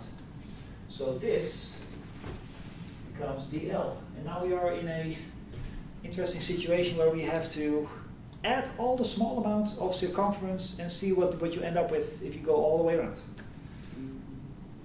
2p. Like we just use the circumference of the... Of course, this is circle integration around the circle, and we know what the answer is, 2 pi s. So ultimately this will give you, right? And apparently, according to this version of BO so far, should give you this. Wow, that was like 3 lines compared to the other way we did it. Yeah. That's this one. Much quicker. Yeah. Yeah. Okay, but that's only because we choose the situation happened to be such that we can do this in this way. It's certainly not guaranteed that this will always give you the quickest version to get to the answer. Does this still require an infinitely long wire? Yeah, that is exactly my point here. Remember that I said, well, it's a little bit of mathematics, now I'm going to ask you a physics question. And I think you're sort of hinting towards it. Because look, in doing this version of the calculation, I have never specified how long the wire was. It gives me the answer for what we have concluded for an infinite wire. But if I would have had a finite wire, I could have used the same trick and would have gotten the same answer. So I have two different methodologies to find the answer for a finite wire, namely using BOSFR, and then we saw that it came with extra stuff. We had this thing, and then we had this limit that we had to take. And only in an infinite case did it become this expression. Yet if we would have done it like this, we would have gotten an expression that is the same regardless how long the wire was. So something goes wrong here. But the infinities, they cancel out in the integral, right? So it doesn't, as long as you have minus L, like the minus boundary the same as the positive boundary, I think it will be the same. I think it won't. Our expression for non-infinite wires was this 2 pi s, and then there was, I forget what it was exactly, x over s squared plus x squared square root. Agreed? Then we have to put in two boundaries. Now this is certainly not always going to give the same number. Only in the infinite case does it give this number. So why is it that if we do use a simple trick here, this Ampere, this is called Ampere's law. Why is it we use Ampere's law? We never have to specify how long the wire was, whereas if we do BOSFR, apparently the length of wire does matter. So that's a physics question. Which of the two is correct? I mean, for infinite wires, it gives the same answer. For finite wires, which of the two is correct? Yeah, both one. Well, I mean, both give different answers for the magnetic field. So one of them, at least one of them has to be wrong. Well, if it was a finite wire, you want to maybe move your surface to the center of the wire. Yes. And that would give you like a vector between S and where your surface is, which would make things more complicated. Yeah, but you would still not get the same answer as if you would have had an infinite wire. Maybe what we can do is see if we reduce. So we do agree that the thing that we find doesn't depend on the length of the cable. Yes. So let's try and see if we have a very short length close to 0. Yes. What happens on the other side, and if it still is true. And well, here I can immediately tell what happens. If I take my wire to be infinitely short. Yeah, but if it's a point, for example, yes. and let's calculate it as if it was a point, like as if the length was very close to 0, and like normally without using this method, just like reducing it to a point and see which answer do we find. If the answer is the same as the second one, we know that the length doesn't matter. If the answer is... So let me take that example. So we have calculated what it is for any length of wire, yes? Yep. Now let's take a wire that's infinitely short. Now remember, we had to plug in the two boundaries of the wire, and if the wire is infinitely short, you would say, well, the one end is at 0, and the other one is also at 0. Then the magnetic field apparently is 0, yes? By the way, that makes total sense to me, because if I make a wire infinitely short, and I put some charges in there and I let it run through the wire, yeah, well, infinitely short means it's not running, right? It's just standing still at that point. Which is the same thing as saying there's no current, therefore there should be no magnetic field. So perfectly fine, that works. So by your argument then that this is probably correct, because even for a infinitely short wire, you would expect that this is still true. Yeah, if it's like if it doesn't depend on the length, it should have like been still true for an infinitely small. But we certainly we fully physically understand that an infinitely short wire should give you no magnetic field. Just you forget about the calculation. Just physically, if you give the charges no physical space to run through, there is no current. Therefore, there should be no magnetic field. This one concludes that correctly. This one does not. So something is wrong here. So we have at least identified that this is the wrong. Not really the same formula though, because one is the vector, the other is not. Yeah, the other one only gives the magnetic. magnitude. Yeah, but that would just. That's true, but it would just tell that's the magnetic field at that point. Yes. And the other tells you on anywhere on the wire. Yeah, no. This is magnetic field a distance s away from the wire. It's not a yeah, but the bottom one doesn't have any direction, so it's any particular point. You can choose any point you want on the wire. But why are you choosing points on the you wire? mean points on the wire is in like the length where it is. Oh, it doesn't really doesn't give you any direction. The bottom one. Yes. You only get the direction. So I'm saying like there are different formulas. So why no. The reason that this one doesn't give you any direction is because we agreed to put it back in by hand. Yes. No, I think what he means is that with an infinite wire, you would have the magnetic field would be the same everywhere. Yeah, okay, but then we're all just converging on. And if it's finite, then with changing where you're looking at the magnetic field, it would change the magnetic field. Yes, I agree. That's why that thing is wrong, because it doesn't look at where you're measuring that. I very much agree. The point. Okay, so we have now multiple arguments to believe that this one, although it's correct for an infinite wire, it's not correct for finite wires. Mm-hmm. Okay, so we can trust this one we have to distrust. It might have something to do with the fact that the surface has no thickness, so compared to the surface, the wire will always be infinitely long. That is actually a good point, but unfortunately that will not help us, because the magnetic field at some point from the wire will have a contribution from any piece of the wire, regardless of how thick the thing is, right? Mm-hmm. So any point along the wire will add a little bit of magnetic field to the thing, regardless of how thick you have chosen your surface. Yeah, but if we choose, like you said before, the surface has no thickness, I think this is an argument we cannot use. Because then the wire is always infinitely long compared to the surface. I understand the argument that the wire is always infinitely long compared to the infinitely small thing, but that doesn't change the fact that physically there is some magnetic field being produced along the wire, at any point along the wire, and certainly you cannot take that infinitely far away.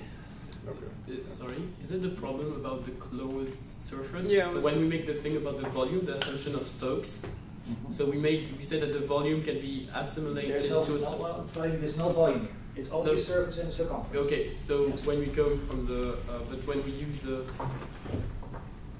because the thing is, the way I understood it, maybe it's wrong, but we first use go slow to have an enclosed volume. No. This is the same mistake that you made before, that you take Gauss's law, which has something with electricity. There's no volumes here. Okay, only surface. There's only a surface. The only thing I did was took this thing and I insulated over the surface. There's no volumes. There's no issue with closed surfaces, because the thing is, there's no closed surface if it doesn't surround the volume. How come? So yeah, but how can it run if it's not closed? How can what run? The current. Okay, go ahead. No, go on. Like if you have a finite wire and you say Yes. there's some current in it, how does it run if it's not closed on anything? Very good point. Yeah, that makes sense. That is a very good point. In fact, this is where the answer lies. Because if you have a finite wire, you can certainly let a current run through the wire, yes, even if it's finite. Mm. But you will get pile up. Agreed? Yeah. You will pile up charges at some point because they have nowhere to go from here. Agreed? Mm-hmm. Yes. But that means that we don't have a steady current. Must be like, yeah. But there is a moment in time in which this is the case, though. Yes. But then it's still not accurate enough to describe this situation. Listen. And then the magnetic field won't be constant if it's just like a moment in time, like very short time we use. You can also say it like this. You will certainly have a changing electric field somewhere in your system. Mm-hmm. Because you start out, right, you have no current running yet. You let the current run. Then, at the beginning of this part of the wire, there will be no electric field. But once the current starts arriving there and starts to build up, you will add electric field over there. Sure, it will spread out again, these sorts of things, but you will have a time-changing electric field. Do you agree? Mm. But remember, we got this law, this one, from the assumption that there is no change in the electric field. Yeah. But there is in a finite wire. Mm-hmm.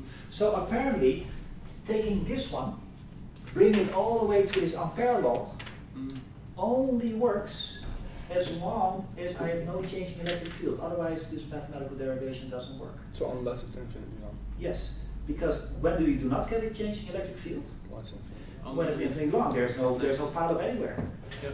So apparently, by having put my hands on this second part of Gauss's fourth law, Maxwell's fourth law, I've implicitly told my mathematics that we're not going to have any pileup. So the mathematics assumes from that moment on that the y was infinitely long. I've implicitly made that assumption by taking away my dE dt. This is why this one gives the wrong answer, or no, better put, why it gives you the answer as if there were an infinitely long wire. Because we're taking away the changing electric field, I've implicitly told the thing that there should be no pileup and therefore the wire is infinitely long. So it gives me back the answer as if the wire had been infinitely long. And if it was a circle, like then it will still have like an infinite length, but then yes, if it was a circle, so it was a circular wire, it's still like it would be finite, but it would be no pileup, and then it would have worked. Yeah. So in that light, it makes perfect sense why it gives you the answer for an infinite wire. We've implicitly told it was infinite because there was no pileup. We've removed the electric field part, the changing electric field part. Now, this original derivation that we did here never made such assumptions, so therefore this is certainly true. But we make the assumption that the currents and B was constant in time, so that the electric field didn't change, because we said that G was like I very constant. much agree, but so it's kind of already built in. I know, but you and I, again, are saying the same thing here. When I put my hand here to remove the displacement current, I'm already assuming that my B field is itself not changing in time. Yeah. And again, this is physically the same thing as saying that the wire had been infinitely long, so I never had any. So this is a completely solved issue, yes? So, yes, this is a lot faster, but be extremely careful that you apply where it is allowed. Maybe it is, yeah, I think so too, but maybe it's good to go through just for a second, so you know where we are, and so you also understand where we're going to go through later today. So basically what we have now is the idea that if you have a charge and you want to know how it moves, you apply this. This is not physics, this is just a definition of what the electric field is. And then experiments tell you that the electric field at a location R is given by Coulomb's law, 4 pi epsilon 0 r squared rho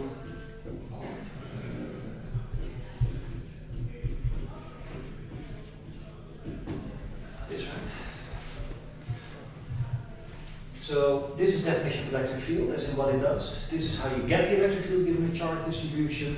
And then we saw last week, I think that was sort of the summary of last week, that this law, this one, can be written in at least 2 different ways. One of them is the one that we call Maxwell's first equation. Exactly the same information, just written in a different way.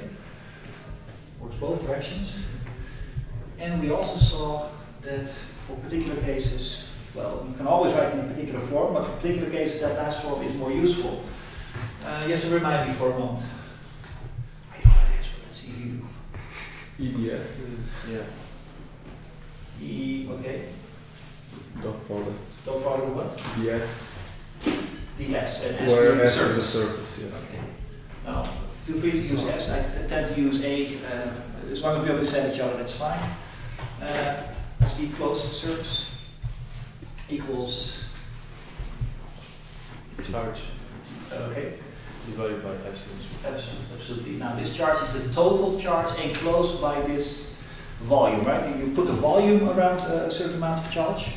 The total amount of charge within that volume, that is this number. So I might as well put enclosed here or something like that.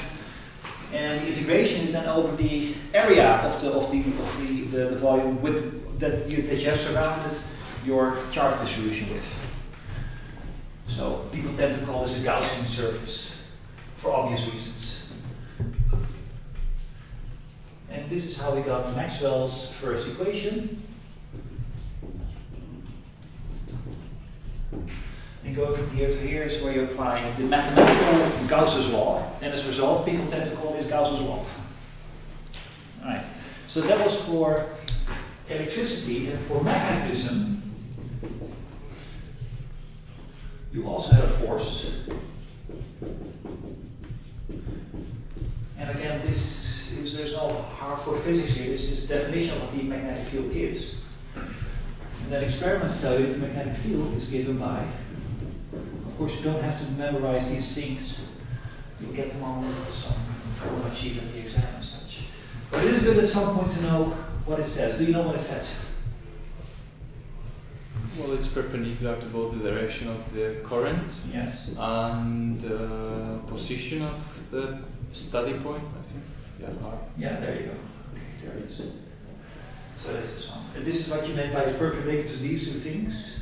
This is why there's a cross product. This is the amount of charges running around. This is our usual, what I tend to call a sweeping coordinate. Right? It just sweeps over the volume and looks where there's a little bit of current. And what this integral does, for every point that the sweeping coordinate touches, it tells you there is a little bit of current over there, and therefore it amounts to a little bit of extra magnetic field over here. And the sum of all these little pieces of electromagnetic field add up to a big one, and that's what the integral does for you. So, as you know, this is called Biot-Savar's law. And again, one of the main exercises that we did last week was that this too can be written in a different mathematical form, which is equivalent in its physical content. And in fact, there were two that came out of this, and we spent time last week looking at the two equations. This was one of them, yes? This is what came out. This one we proved last week. But there was also another one. That's this. And then we saw for purely mathematical reasons, this should be supplemented by this thing that we call the displacement current. Now, this is Maxwell's second equation. And this is Maxwell's fourth equation.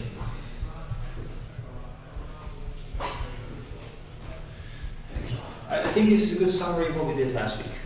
And I think this is completely mathematically sound, right? Starting from this experimental starting point, the rest was mathematically proven. I think we've done all steps last week. So this is where we are right now. So we have 3 of the 4 Maxwell's equations. The last Maxwell equation that we introduced last week, we haven't proven from this, and you can't. That's really an additional experimental step. So there's an additional step, that's this one. There's that if you would take the cross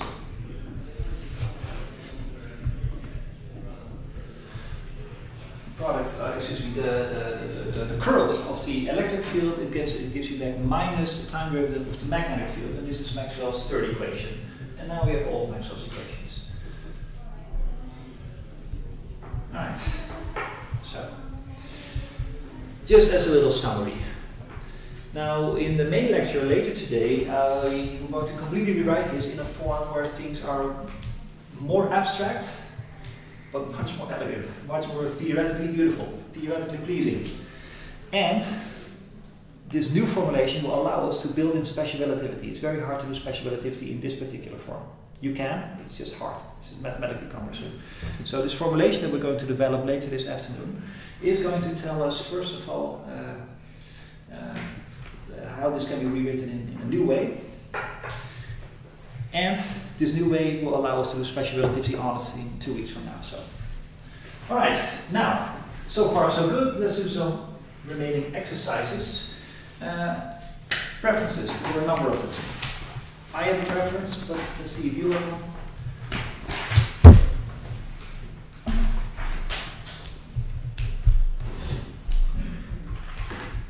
If not, let me propose one. One exercise that is interesting to do is the following. What is the magnetic field at a particular position, that's called S, away from a wire through which a current runs? So there was an exercise that I posted, and that doesn't necessarily come from Griffiths. There are exercises in Griffiths that sort of relates to this one, but this is a much more general exercise. You have a wire, through it runs a current, I. You're here at some position, that's called a distance S away from the wire. The wire might be infinitely long, might also not be infinitely long. The question is, what's the magnetic field at this point? How would you solve this? I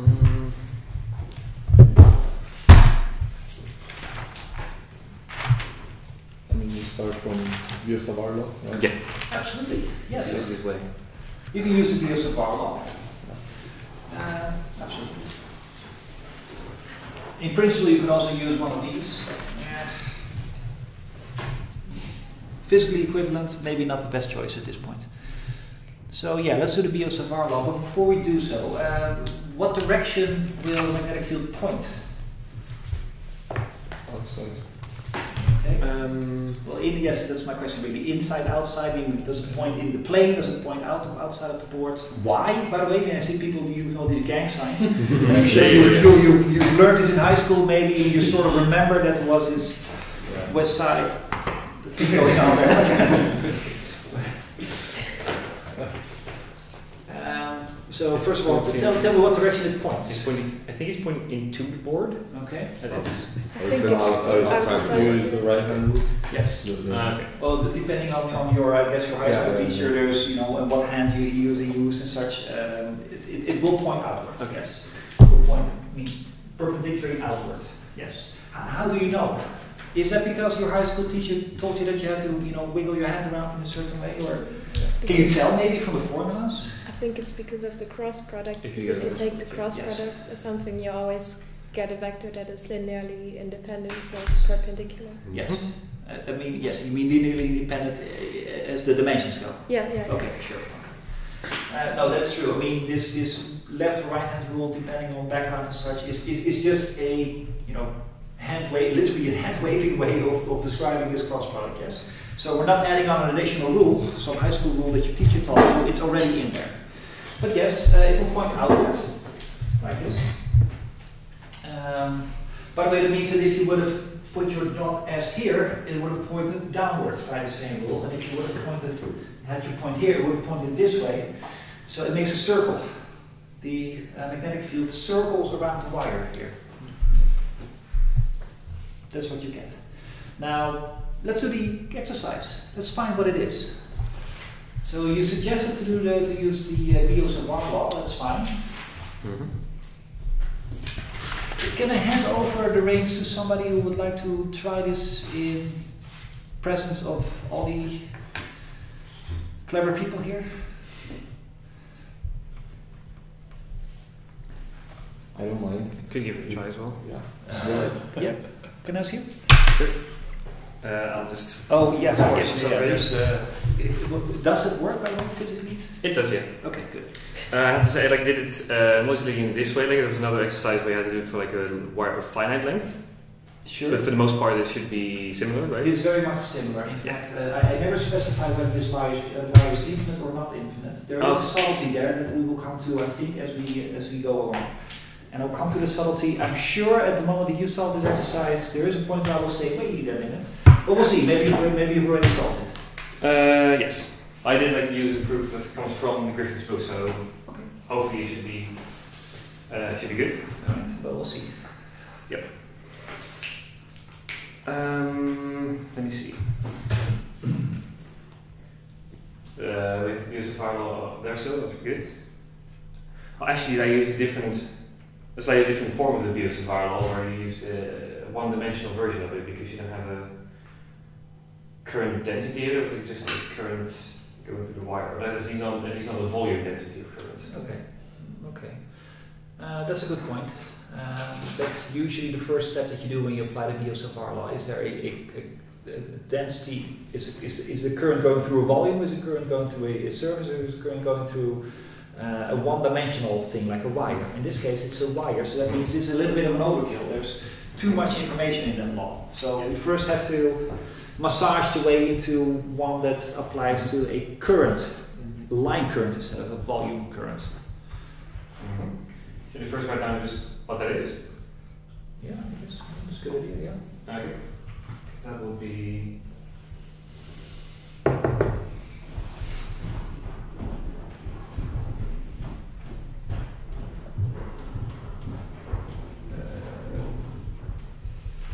There are several ways of writing it.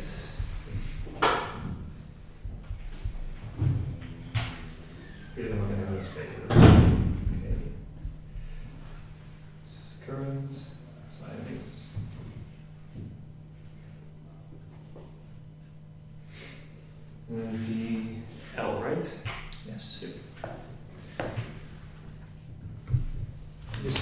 trivial rewriting, of course, right? I mean, what usually a volume does, it sweeps over volume and looks where there are pieces of current everywhere. Now, in this particular case, you're allowed to sweep over the whole volume because there's no current except on the line, but you might as well just decide to sweep only the line. So replace the dV by a dl, where you now means just go over the line and forget about all the other points in space.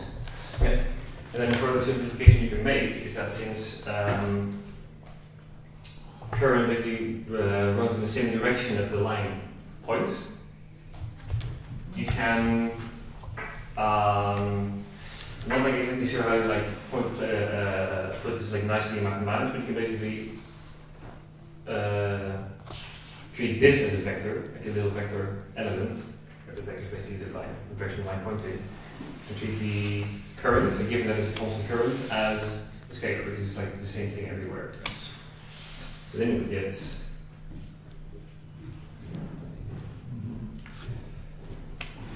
you put the current here already, and then you would get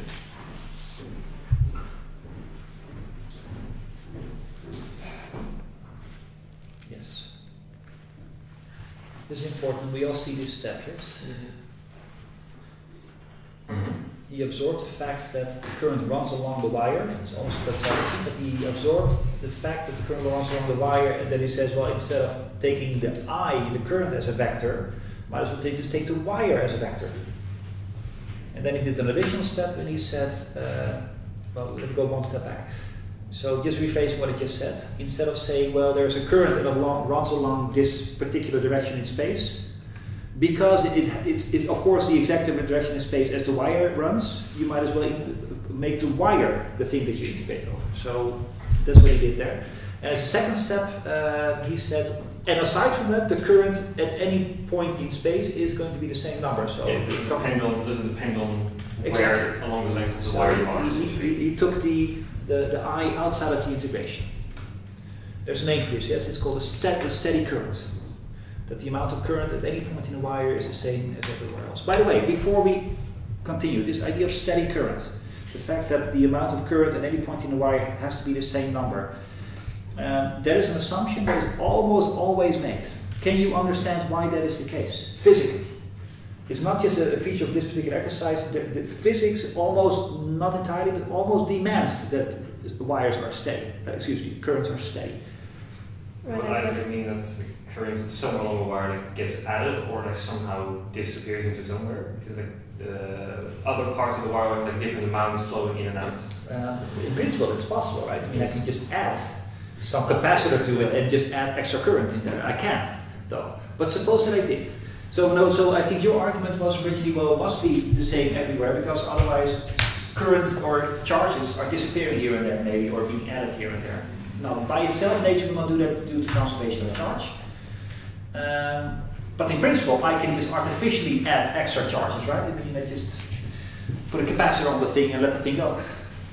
I mean, also if the wire changes throughout, right, the current itself would change. The amount of charges wouldn't, but the number of charges per second might change if the material of the oh, sure. I mean, wire. if we would change the material somewhere along the way, I agree with that. But suppose that either I put a capacitor there, or indeed I just randomly change this copper wire into one made out of wood. It doesn't conduct very well. It does, but not very well. You would indeed something would happen to the current, and certainly the current at the copper part will not be the same as in the wooden part. Yes. Definitely. So all of this is just saying that in principle, even with the conservation of charge, you can artificially make sure that the I here is not the same as the I there. So you can make artificially a current non-steady. Yeah.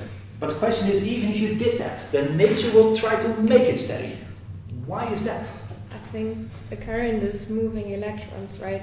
And in a wire, if one electron starts to move, it will start pushing the ones that are in front of it. Physically, as in literally? No, like the electric force will repel them, right? And then it will start pushing the other ones, and these will again start pushing the other ones. So if motion is induced for one single electron, I think it will just transfer to the others, and then it will just... Yes, and the transferring agent then would be the electric field, is what you're saying. That is a very good point. That is correct. suppose that you would have, that for some reason you would have a pile up of charges somewhere along the current, yes? Then that particular point where for some reason there's more electrons than the point before, it will have a much bigger electric field than the point before. But that means that these electrons themselves will tend to spread out again. Yeah, and then there will be a more negative charge density in front of the electron that is moving forward and a more positive lack of electric field behind it, and that will also then drag the electrons that are behind it after it, and then the current is just like...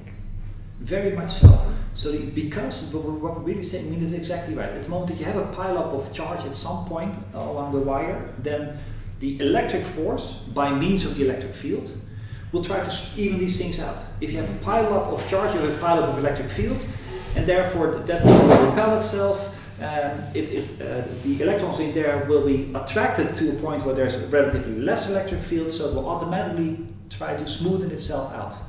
It takes a while, but a very short while, because the electric field goes with the speed of light.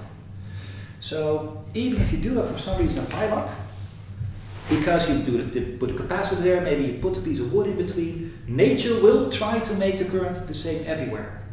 And it takes, literally, I forget what the numbers are, 10 to the minus 8 seconds or so.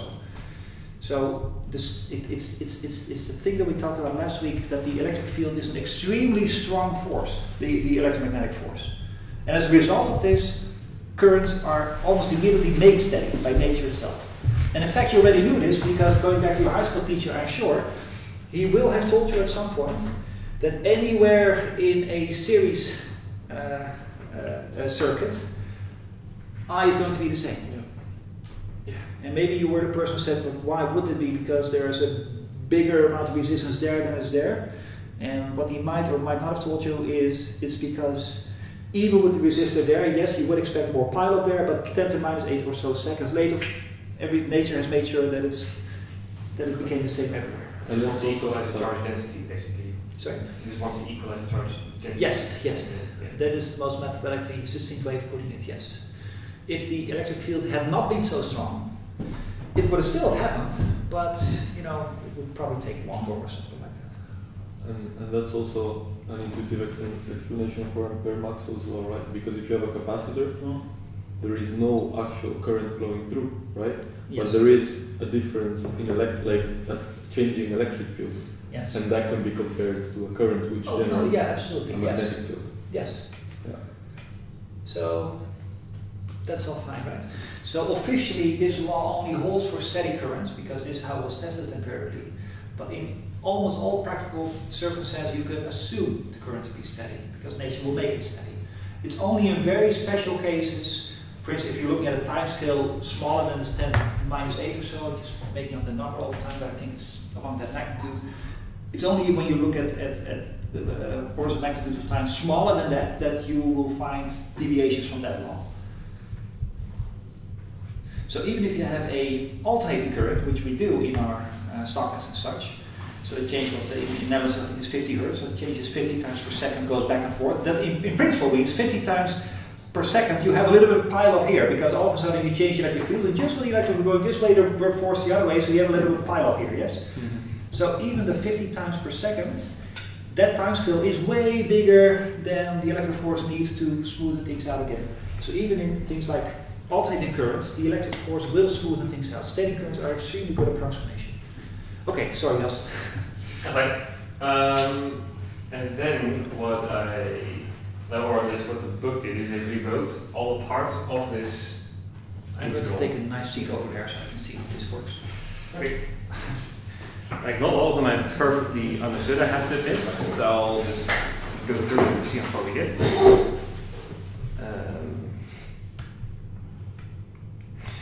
What they first do is they define a few angles in this figure here. So like we already saw that this distance here was S, right?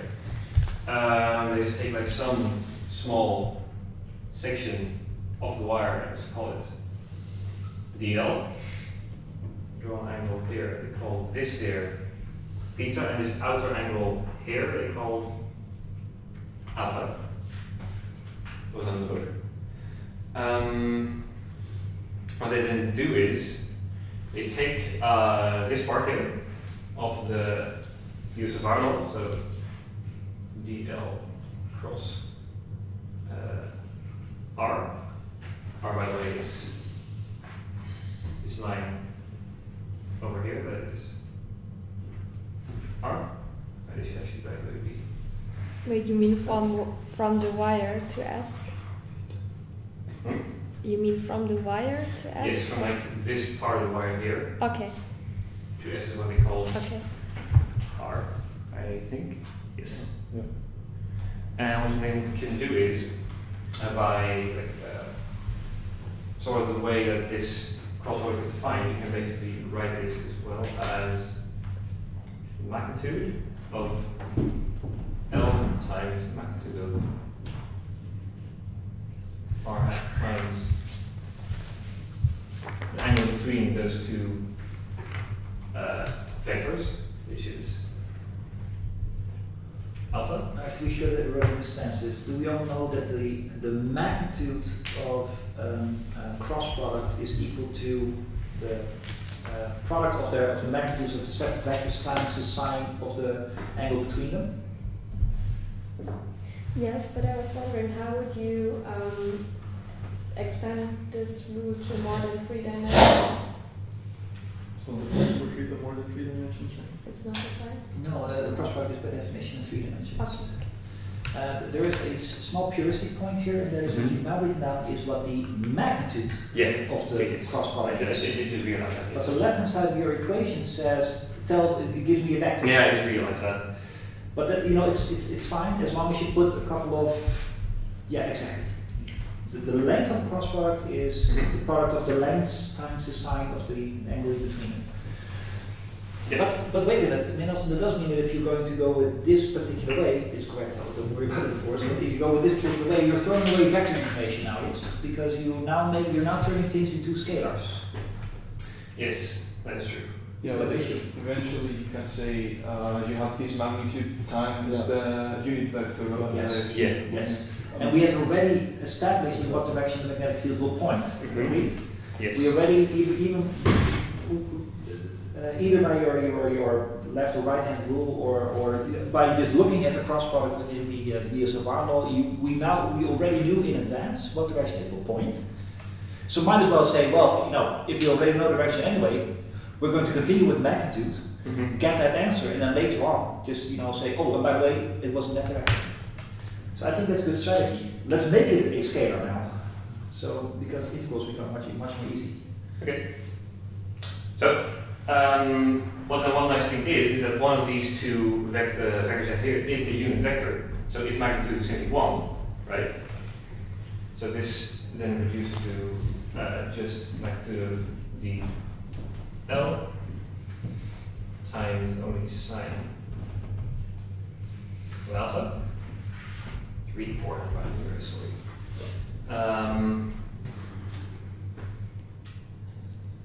And then there comes one step I didn't fully understand, but that's mostly because I was doing this pretty late at night and I wasn't very interested in doing a whole lot of trigonometry. There's 7 very intelligent people here, aside from you, so I'm sure we can figure it out. What I didn't do is like take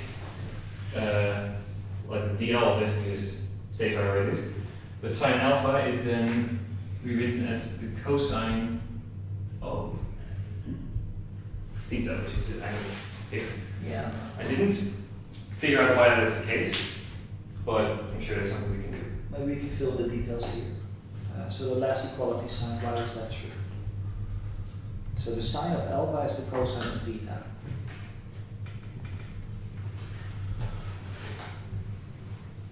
Okay, I got it. Okay. Oh yeah. Makes sense, no?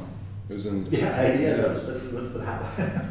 I mean, because of the geometry of the drawing now. And the cosine is like S, and then the sine of alpha is just S as well. The sine of alpha is the sine. I'm sorry, I think I missed it. So sorry. they both come to 180 degrees. Yeah, exactly. One minus the other. I mean, you can write down the switch cosines. Pi sine minus 1 is the sine of phi minus 1 is the cosine of the error. So we can write down the theta is alpha minus 90. Yes. So let's write it down, or do we all? Please do. I'm really good with trigonometry words. So let's fill in the details on the board. So we all, let's just write it down just to be sure. So at least, and also people at home will understand what went on there. Yeah. That being you, of course. So what was the trigonometry you said? well, you could. I mean, the way I would see it is that first of all you have that within the triangle. This one? Or Yeah. that one? That one. This one. Okay. Yes. You have a 90 degrees angle. You have 180 minus alpha, and you have theta. Yeah. And they all have to add up to 180. Exactly. So alpha. No. 180 minus alpha Yeah. Sorry. plus 90 plus theta is equal to 180, right? So Yeah. that turns out that theta is alpha minus 90. And then I think the identity is that the sine or whatever, the cosine of alpha minus beta can be written as, I don't know exactly. But in any case, like as Gideon was saying, the cosine of pi minus alpha, or yeah. Yeah, so the sine and the cosine, Sine. the functions are, I mean, literally it's the same function, but it's shifted by 90 degrees. Exactly. So if you Okay, take the sine of 1, Yeah, it will be the cosine of the other. Exactly. yes. I mean, you can literally see it from the graphs, right? I mean, if you would take if you take your sine function and would just translate it pi over 2 to one direction, you will end up with a cosine. Okay. So that's all there is to it. This is correct. Yes. Okay. I have to see for the here.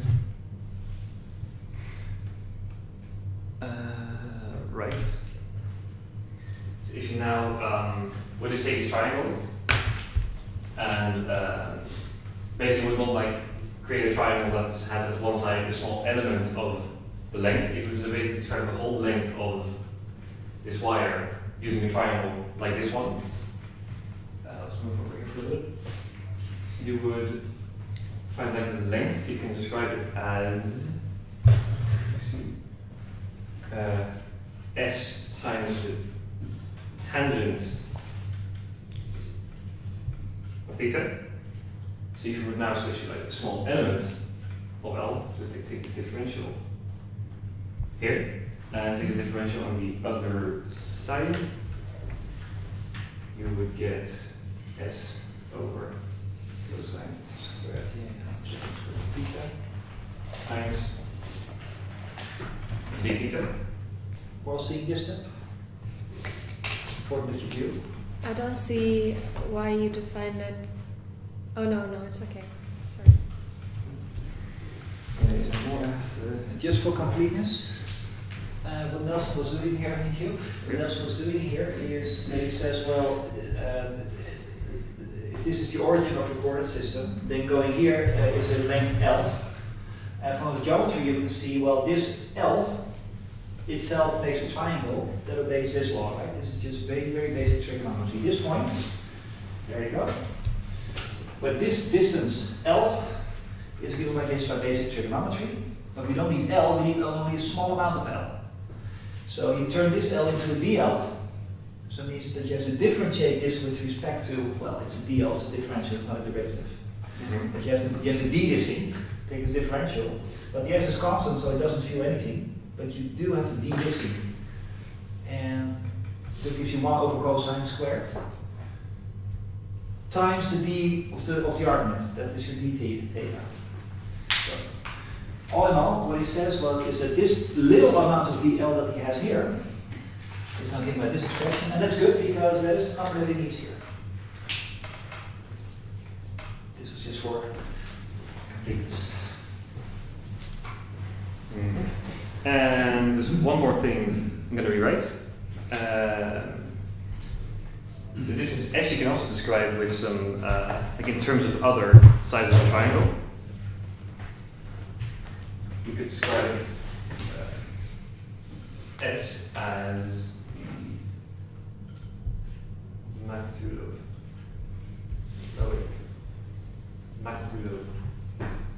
R times cosine theta.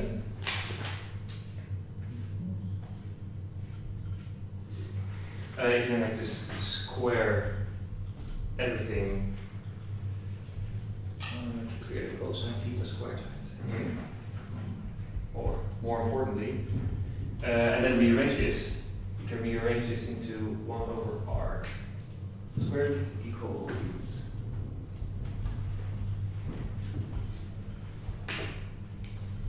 cosine squared theta over S squared.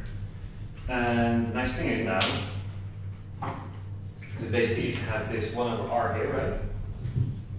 That is in the views of R law, basically this thing here, if you like just imagine one on top of that.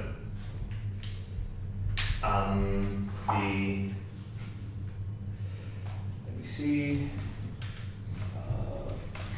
Yeah, this here, a very nice blue pen, is basically this here, right?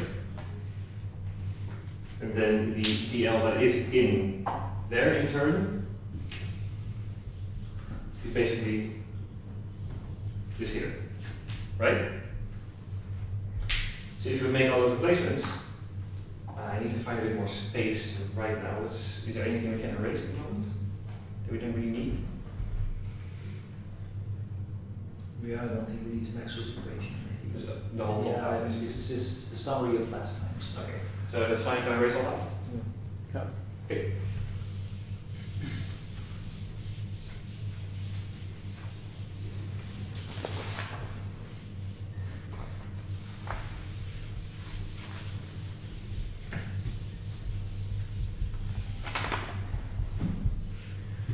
So, if you make all those replacements, we will get that what you start out with, you use 3 on 0, 4, 5, 6, 7.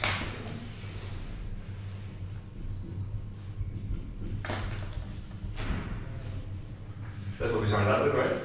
If we first replace this one and this one by the things we just figured out, we will end up with, I think, let's see what the best way to write that is. Just first this again, and we have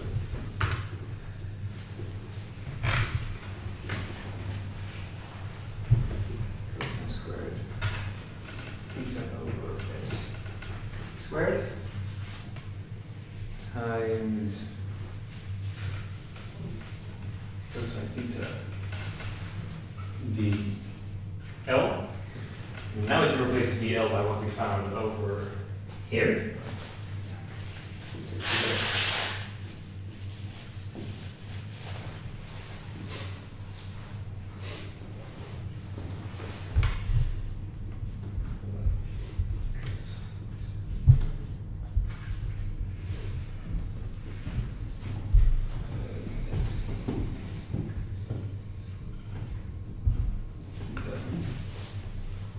D theta. We have cosine squared there and there, so those basically cancel. S squared here and S there, so this S is completely goes away, and this S just to the power of 1. And the integral we will be left with is 4 pi 0 integral of cosine theta over S d theta. Which is that's easily solvable, of course. it's a very simple one, yes. Especially because S doesn't depend on theta, so that's another variable we can take outside of the integration.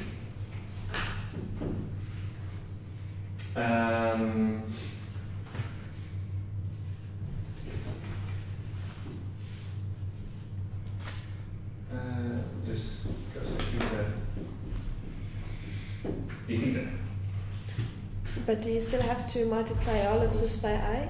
Or? Oh, yeah. Forgot that one. Very good. Yeah, good.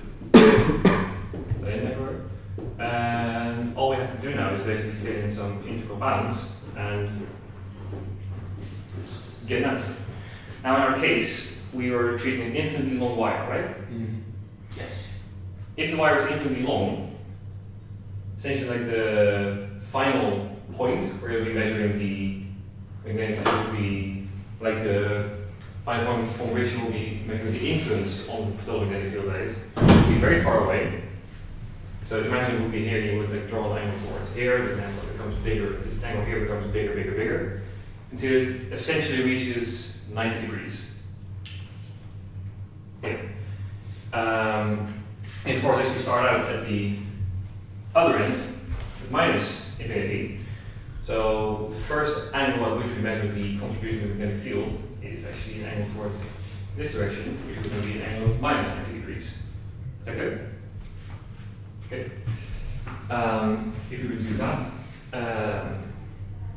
it gave us like basically place them here and then continue pretend they were there all along. Sure, absolutely. Yes. Great. Minus pi over 2, I think, right? Yeah, or degrees, radians, doesn't really matter. Whatever you prefer. Well, I already wrote it down now. So Yeah, I'll stick with this for now. I tend to think of radians, but yeah, but it's pi over 2, sure. I actually did it in my notes with radians as well, but like really doesn't matter at the moment, right? No. The answer is going to be the same regardless. Mm-hmm. Yes. So you would get mu0 pi for s. Well, simply sine theta for minus 90 degrees and positive 90 degrees. Again,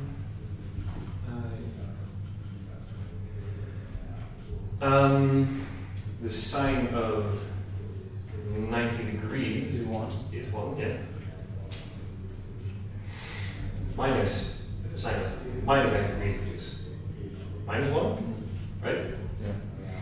Yeah. Well, that equals 2.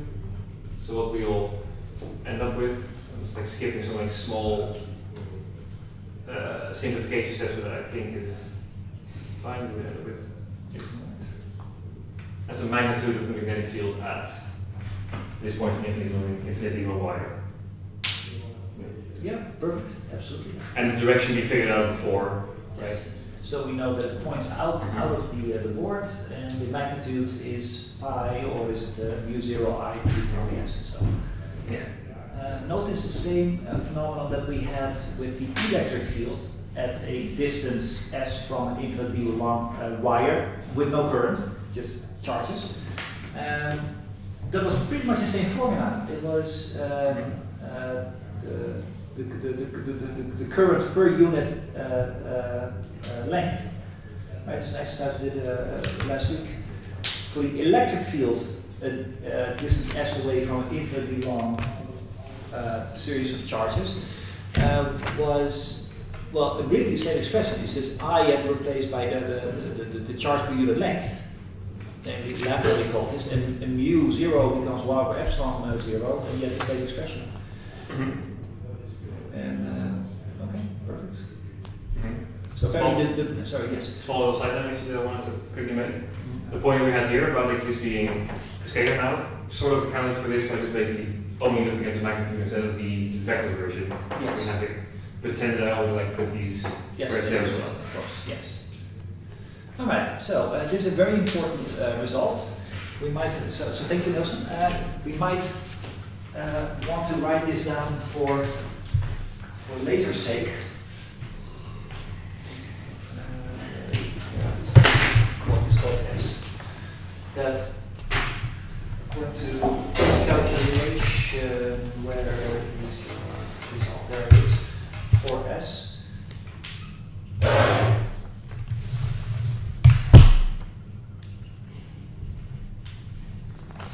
It will be something like this, yes? I mean, if you would have a finite wire, so starting not at infinity, but say here and ending there, you would have a minimal theta, and you would have a maximum theta. And then all of Nelson's calculation would still hold, except you don't get to put in pi over 2 plus or minus. And those angles are measured from the vertical line, right? Yes, from the vertical line. So you can push it here. Okay. And it's this angle and that angle. Yes. So we also have the expression now for finite wires. Just don't put in the pi over 2's. That's actually one of the exercises you put in the lists to do from the book. Yes, yes. Sort of. Very much so, yes. Mm-hmm. So this is important, why it's important to keep this at hand, because we're going to use it for some other exercises today as well. But I was thinking while Nelson was doing this, remember that we at the beginning were talking about how you would do this integral of 1 over something to the power 3 over 2, and nobody knew exactly how to do that, and I promise you that I would post my solution. Nelson did that exercise now, if you think about it, right? Because here, the r hat and the r squared will exactly make that distance to the power 3 over 2. Agreed? Remember, r, that will be this one here. This becomes a little bit of a messy picture, but let me just overdraw this in red. You have this triangle here. You take that out for overview's sake. You have this r, and here you would have a distance, Nelson called it L. Sure, let's call it L. Well, you know what, I'm going to call it x. It's along the x direction. And this would be y, or in our exercise it was s, but sure, I mean it's the same thing. Then you know that this r is given as x squared plus y squared square root. But the Biot-Savart law requires us to take the r hat of this thing, divide by r squared, so let's see what that becomes. So r hat is by definition is r vector divided by r. But now you have to divide this by r squared, because this is what this part is. So it makes it r to the 3 here. And this vector, we don't have to worry about because it doesn't add to the integration. It just tells you what direction it is. You would get something that will indeed look like x squared plus y squared to the power 3, 2. Right? And some vector here. Because every r is itself a square root, and you have to cube the thing, so that gives you to the 3 over 2. So really, integrating this thing is quite the same thing as integrating that thing, and that was the thing that we didn't know how to solve.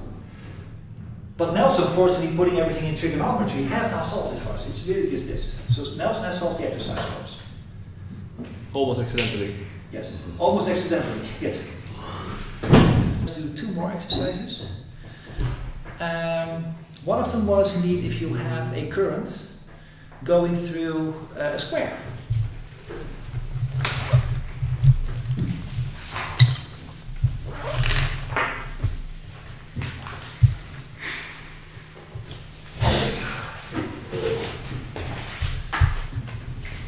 So this is the idea. I'm trying to draw 3-dimensionally now.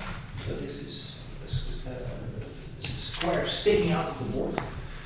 And in some direction, let's do it like this. There's a current. Now, for reasons that we discussed earlier, the current will be the same everywhere. The question is, what is the magnetic field exactly at the dead center of this? And that should not be easy, yes. We say that this distance is, I think they call R in the yes, they do, yes. Yeah, but unfortunately it sort of conflicts a little with what I call R. So when I did the exercise, I relabeled it as A. So that's just the distance from the center to one of the sides. The question is, what's the magnetic field?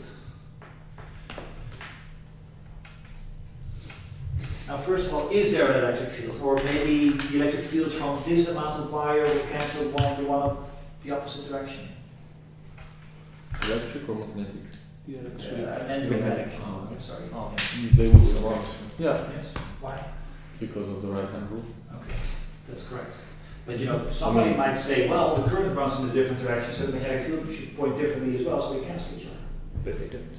No, that is true, but what is wrong with that argument? I mean, the current does run in a different direction, and therefore you would expect one to be plus V, the other minus V. Right? Yeah. So. But then the direction in which the magnetic field points is perpendicular to the direction of the current, so that shouldn't. Yeah, but that happens. Yeah, Plus and a minus. also the R has changed. Yes, because there was this sweeping R, right? That also points in the other direction. So you have an extra minus for the current direction. But remember, in the use of R law, you have to take the current, cross product it with again what I call the sweeping R, where the thing is. But if it runs in the other direction, and you're also looking at it from the other side, then you have two extra minus signs that cancel each other out. So it's a total amount of plus. So each part will contribute, and each part contributes by the same amount. So if you want to know the total magnetic field, well, you can just take one of the four sides, calculate its magnetic field, and multiply by 4. Now, fortunately, we have the expression for a finite piece of wire. Just have to find the angles. We just have to find the angles. So let's take this one. So put it in Nelson's terms, as in the coefficient that he had before. He called this S before, I now call it A. And the wire starts here, that's this point, it ends here, that's that point, and yeah, here it sweeps over the wire, and we know exactly what the magnetic field is, because this is literally a calculation that he did before. So, the magnetic field of this part, its magnitude is the one that he has written down before, 4 pi A now, sine theta max minus sine theta min, which is just find the angles. So here's phi min, here's phi max. What are the numbers? I mean, you can also, since it's symmetrical, you can also consider it only from 0 to 45 and multiply by 2 and then multiply by 45. Of course, yeah, I mean, both will have the same contribution, right? You might as well just go from here to here and multiply that by 2. That also works. And you mentioned 45 degrees? Yeah. That's true, right? I mean, this is A, so that means this is 2A, because it's perfectly, what's the word, not rectangular. 3? Not. Square. I couldn't think of the word. A rectangle with the same amount of sides.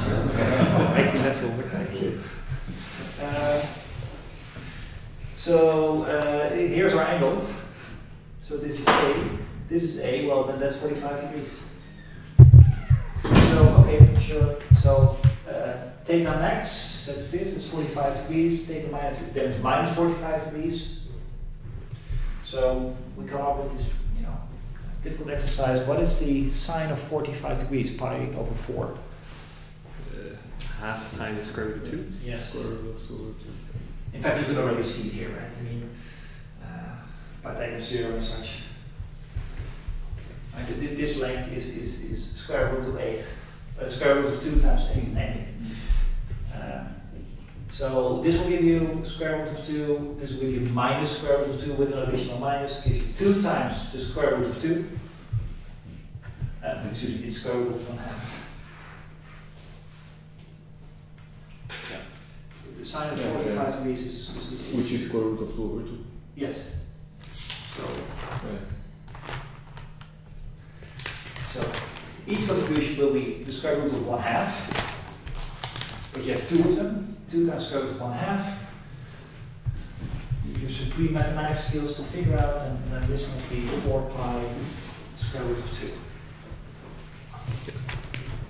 So that's a contribution of one wire, one side of the square. And there's an A, thank you. And now there's 4. And we already concluded that each contributes the same amount. So the total amount, this is one part. So the total amount, this is 4 times this number, so you should square root over 2 u pi A. So there's that. So that's easy enough.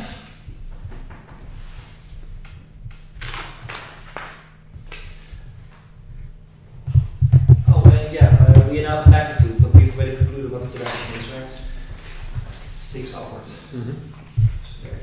So if you want, make it into a vector, at the vector part, well, we never specified what direction, so let's call this the y direction. This is x as such. It's going to be this.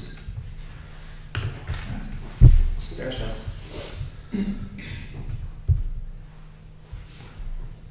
Let's do one more. There's a nice exercise that I have never seen before, and I think the outcome is quite interesting.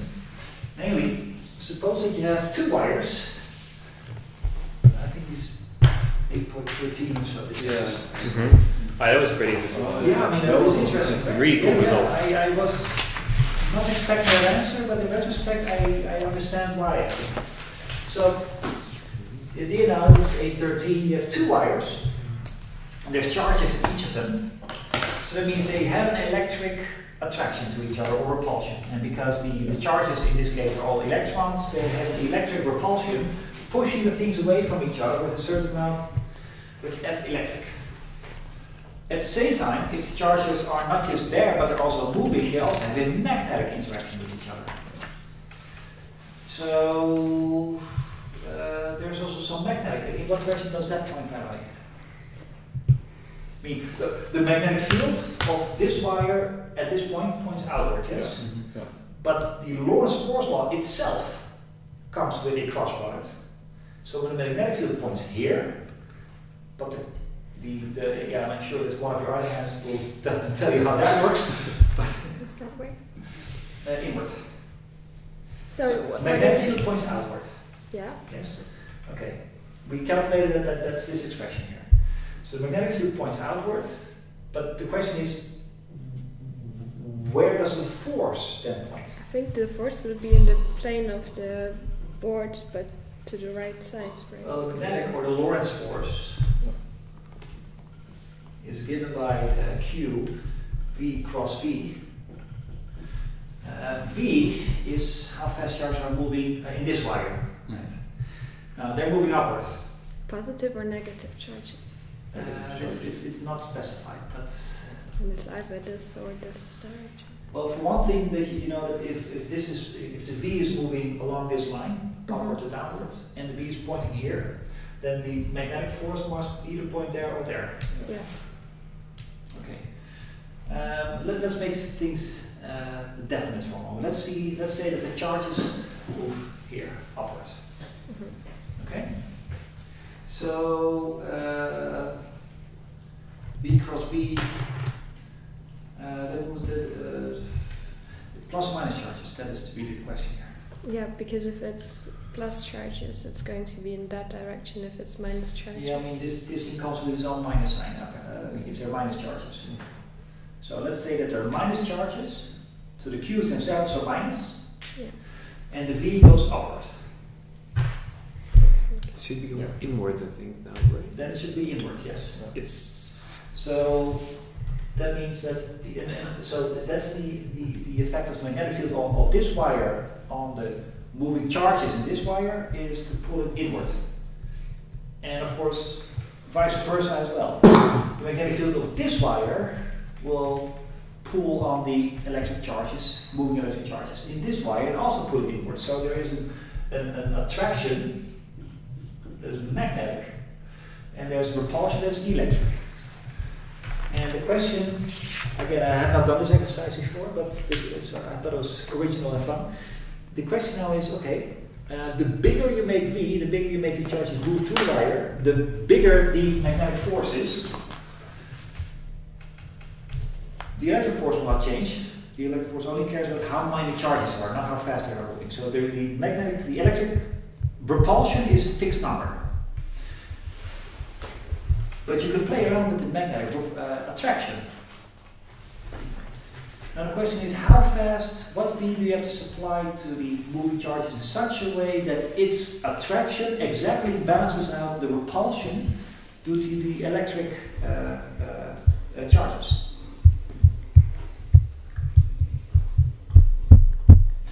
So that's this. For what V does this hold? Well, then technically speaking, like the magnitude should be equal. Yes, thank you. Yes, because we've already specified in what direction it is, so we care about magnitudes at this moment.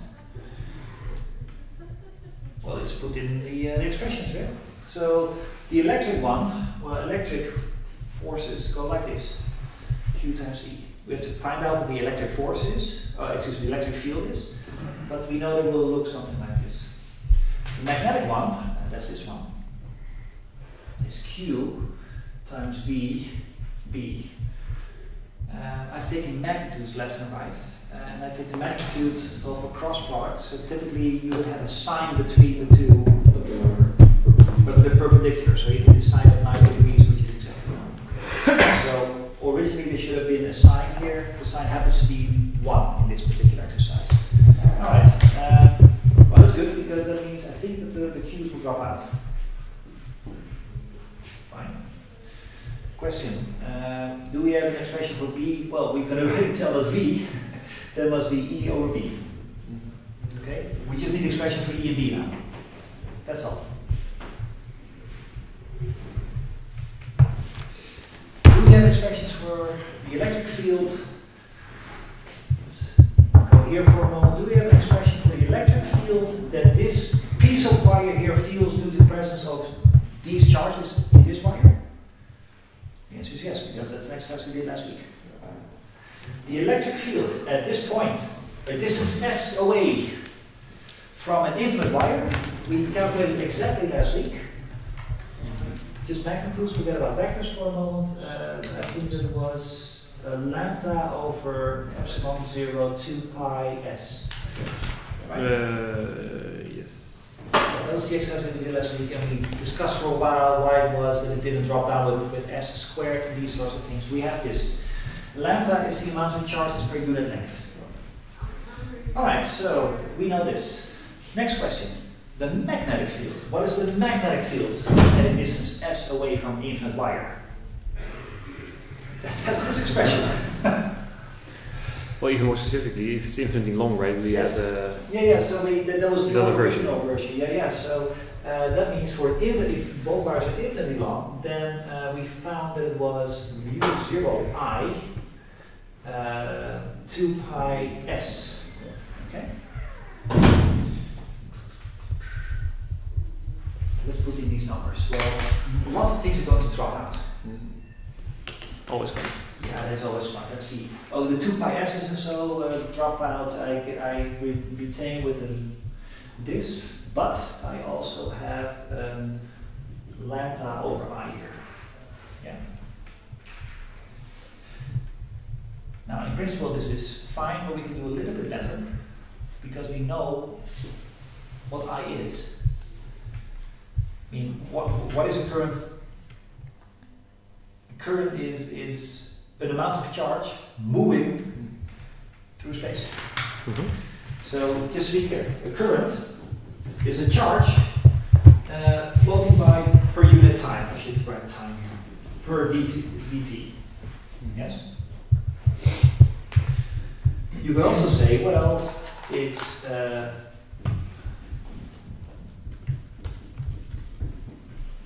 also write it like this. Line charge density times the velocity, right? Yes. And this is the amount of charge per unit line that we call lambda. And this, of course, is velocity with which it moves. So might as well replace this I by what we now found, lambda times v. Now the lambdas drop out. Isn't that beautiful, these things? But you do get a v squared. So the lambdas have dropped out. Oh, okay. Now, first of all, the v squared I'm not surprised about. Because that means if I'm going to solve this, I get plus or minus particular value. Yes, you know what the value is, right? You can already see it coming. But regardless of the value, the numerical value, the plus minus, this fact that you get this extra v here, and therefore you get a v squared here, and therefore you get a plus or minus this particular numerical value. What does the plus minus mean physically? It doesn't matter if it's going upward or downward. Exactly. It doesn't matter whether you let the current run upward or downward, the effect is going to be the same. Of course, that makes sense to me. If it didn't, then apparently nature has some preference for letting charges go upwards. It will give a different answer when you go upward or downward, and as far as I know, nature doesn't care about upwards and downwards. Waiting for you to make a comment now, Jacco related. Yeah. Yeah, parity. don't know if I know. It's the weak force. Yeah, CPT violation. CPT violation. Yeah, exactly. So, fortunately, Jacco's not here to make that comment. And by the way, that's a quantum mechanical effect. This is just classical mechanics or classical physics. No quantums here. Okay, so this means the effect will be the same whether it runs upwards or downwards. And of course, you know what this number is, yes? It's the speed of light. That's the speed of light. Maybe you might remember from last week that I said that when Maxwell was playing around with when Maxwell was playing around with his equations, he found that oscillations of magnetic fields and electric fields came out with a particular number. That was this number. It's a completely different setup, by the way. He was talking about, well, you let one wobble and the other one wobbles, and how does the oscillation between the two different effects, how fast does that move through space? That's not this effect. But he did come up with this number. And mu0 was known from experiments. People just did the Biot-Savart law and they measured the thing. They also measured epsilon 0 from Coulomb's law, so you get two numbers, and then you plug the numbers in, and it turns out to be the speed of light. So, what we have found here now, that apparently, in order for the electric field, or for the magnetic field, to exactly counterbalance the electric repulsion, you need to let the current go, the charge go with speed of light velocity. Now, as you know, relativity and such, you cannot let things go with the speed of light if they have mass. And as a result, the fact that you cannot make the charge go with the speed of light has to be less, then that means the magnetic force is never going to be big enough to counteract the electric repulsion. So whatever you do, no matter how much you crank up the current, these two wires will drift apart from each other. Important lesson here. The magnetic field is, in all cases, a weaker effect than the electric field is. And we've derived that for this particular case, but that conclusion holds in general. The magnetic field is a weaker effect than the electric field is. And usually it's much weaker. And well, here you can see that in order to make it comparable at the very least to electric field, things have to go with the speed of light. So. I think that's it for today, right? Any questions? Comments? All put into place? Alright. Thank you for your contributions. See you at 4. Because then the real beauty starts. This is playing around.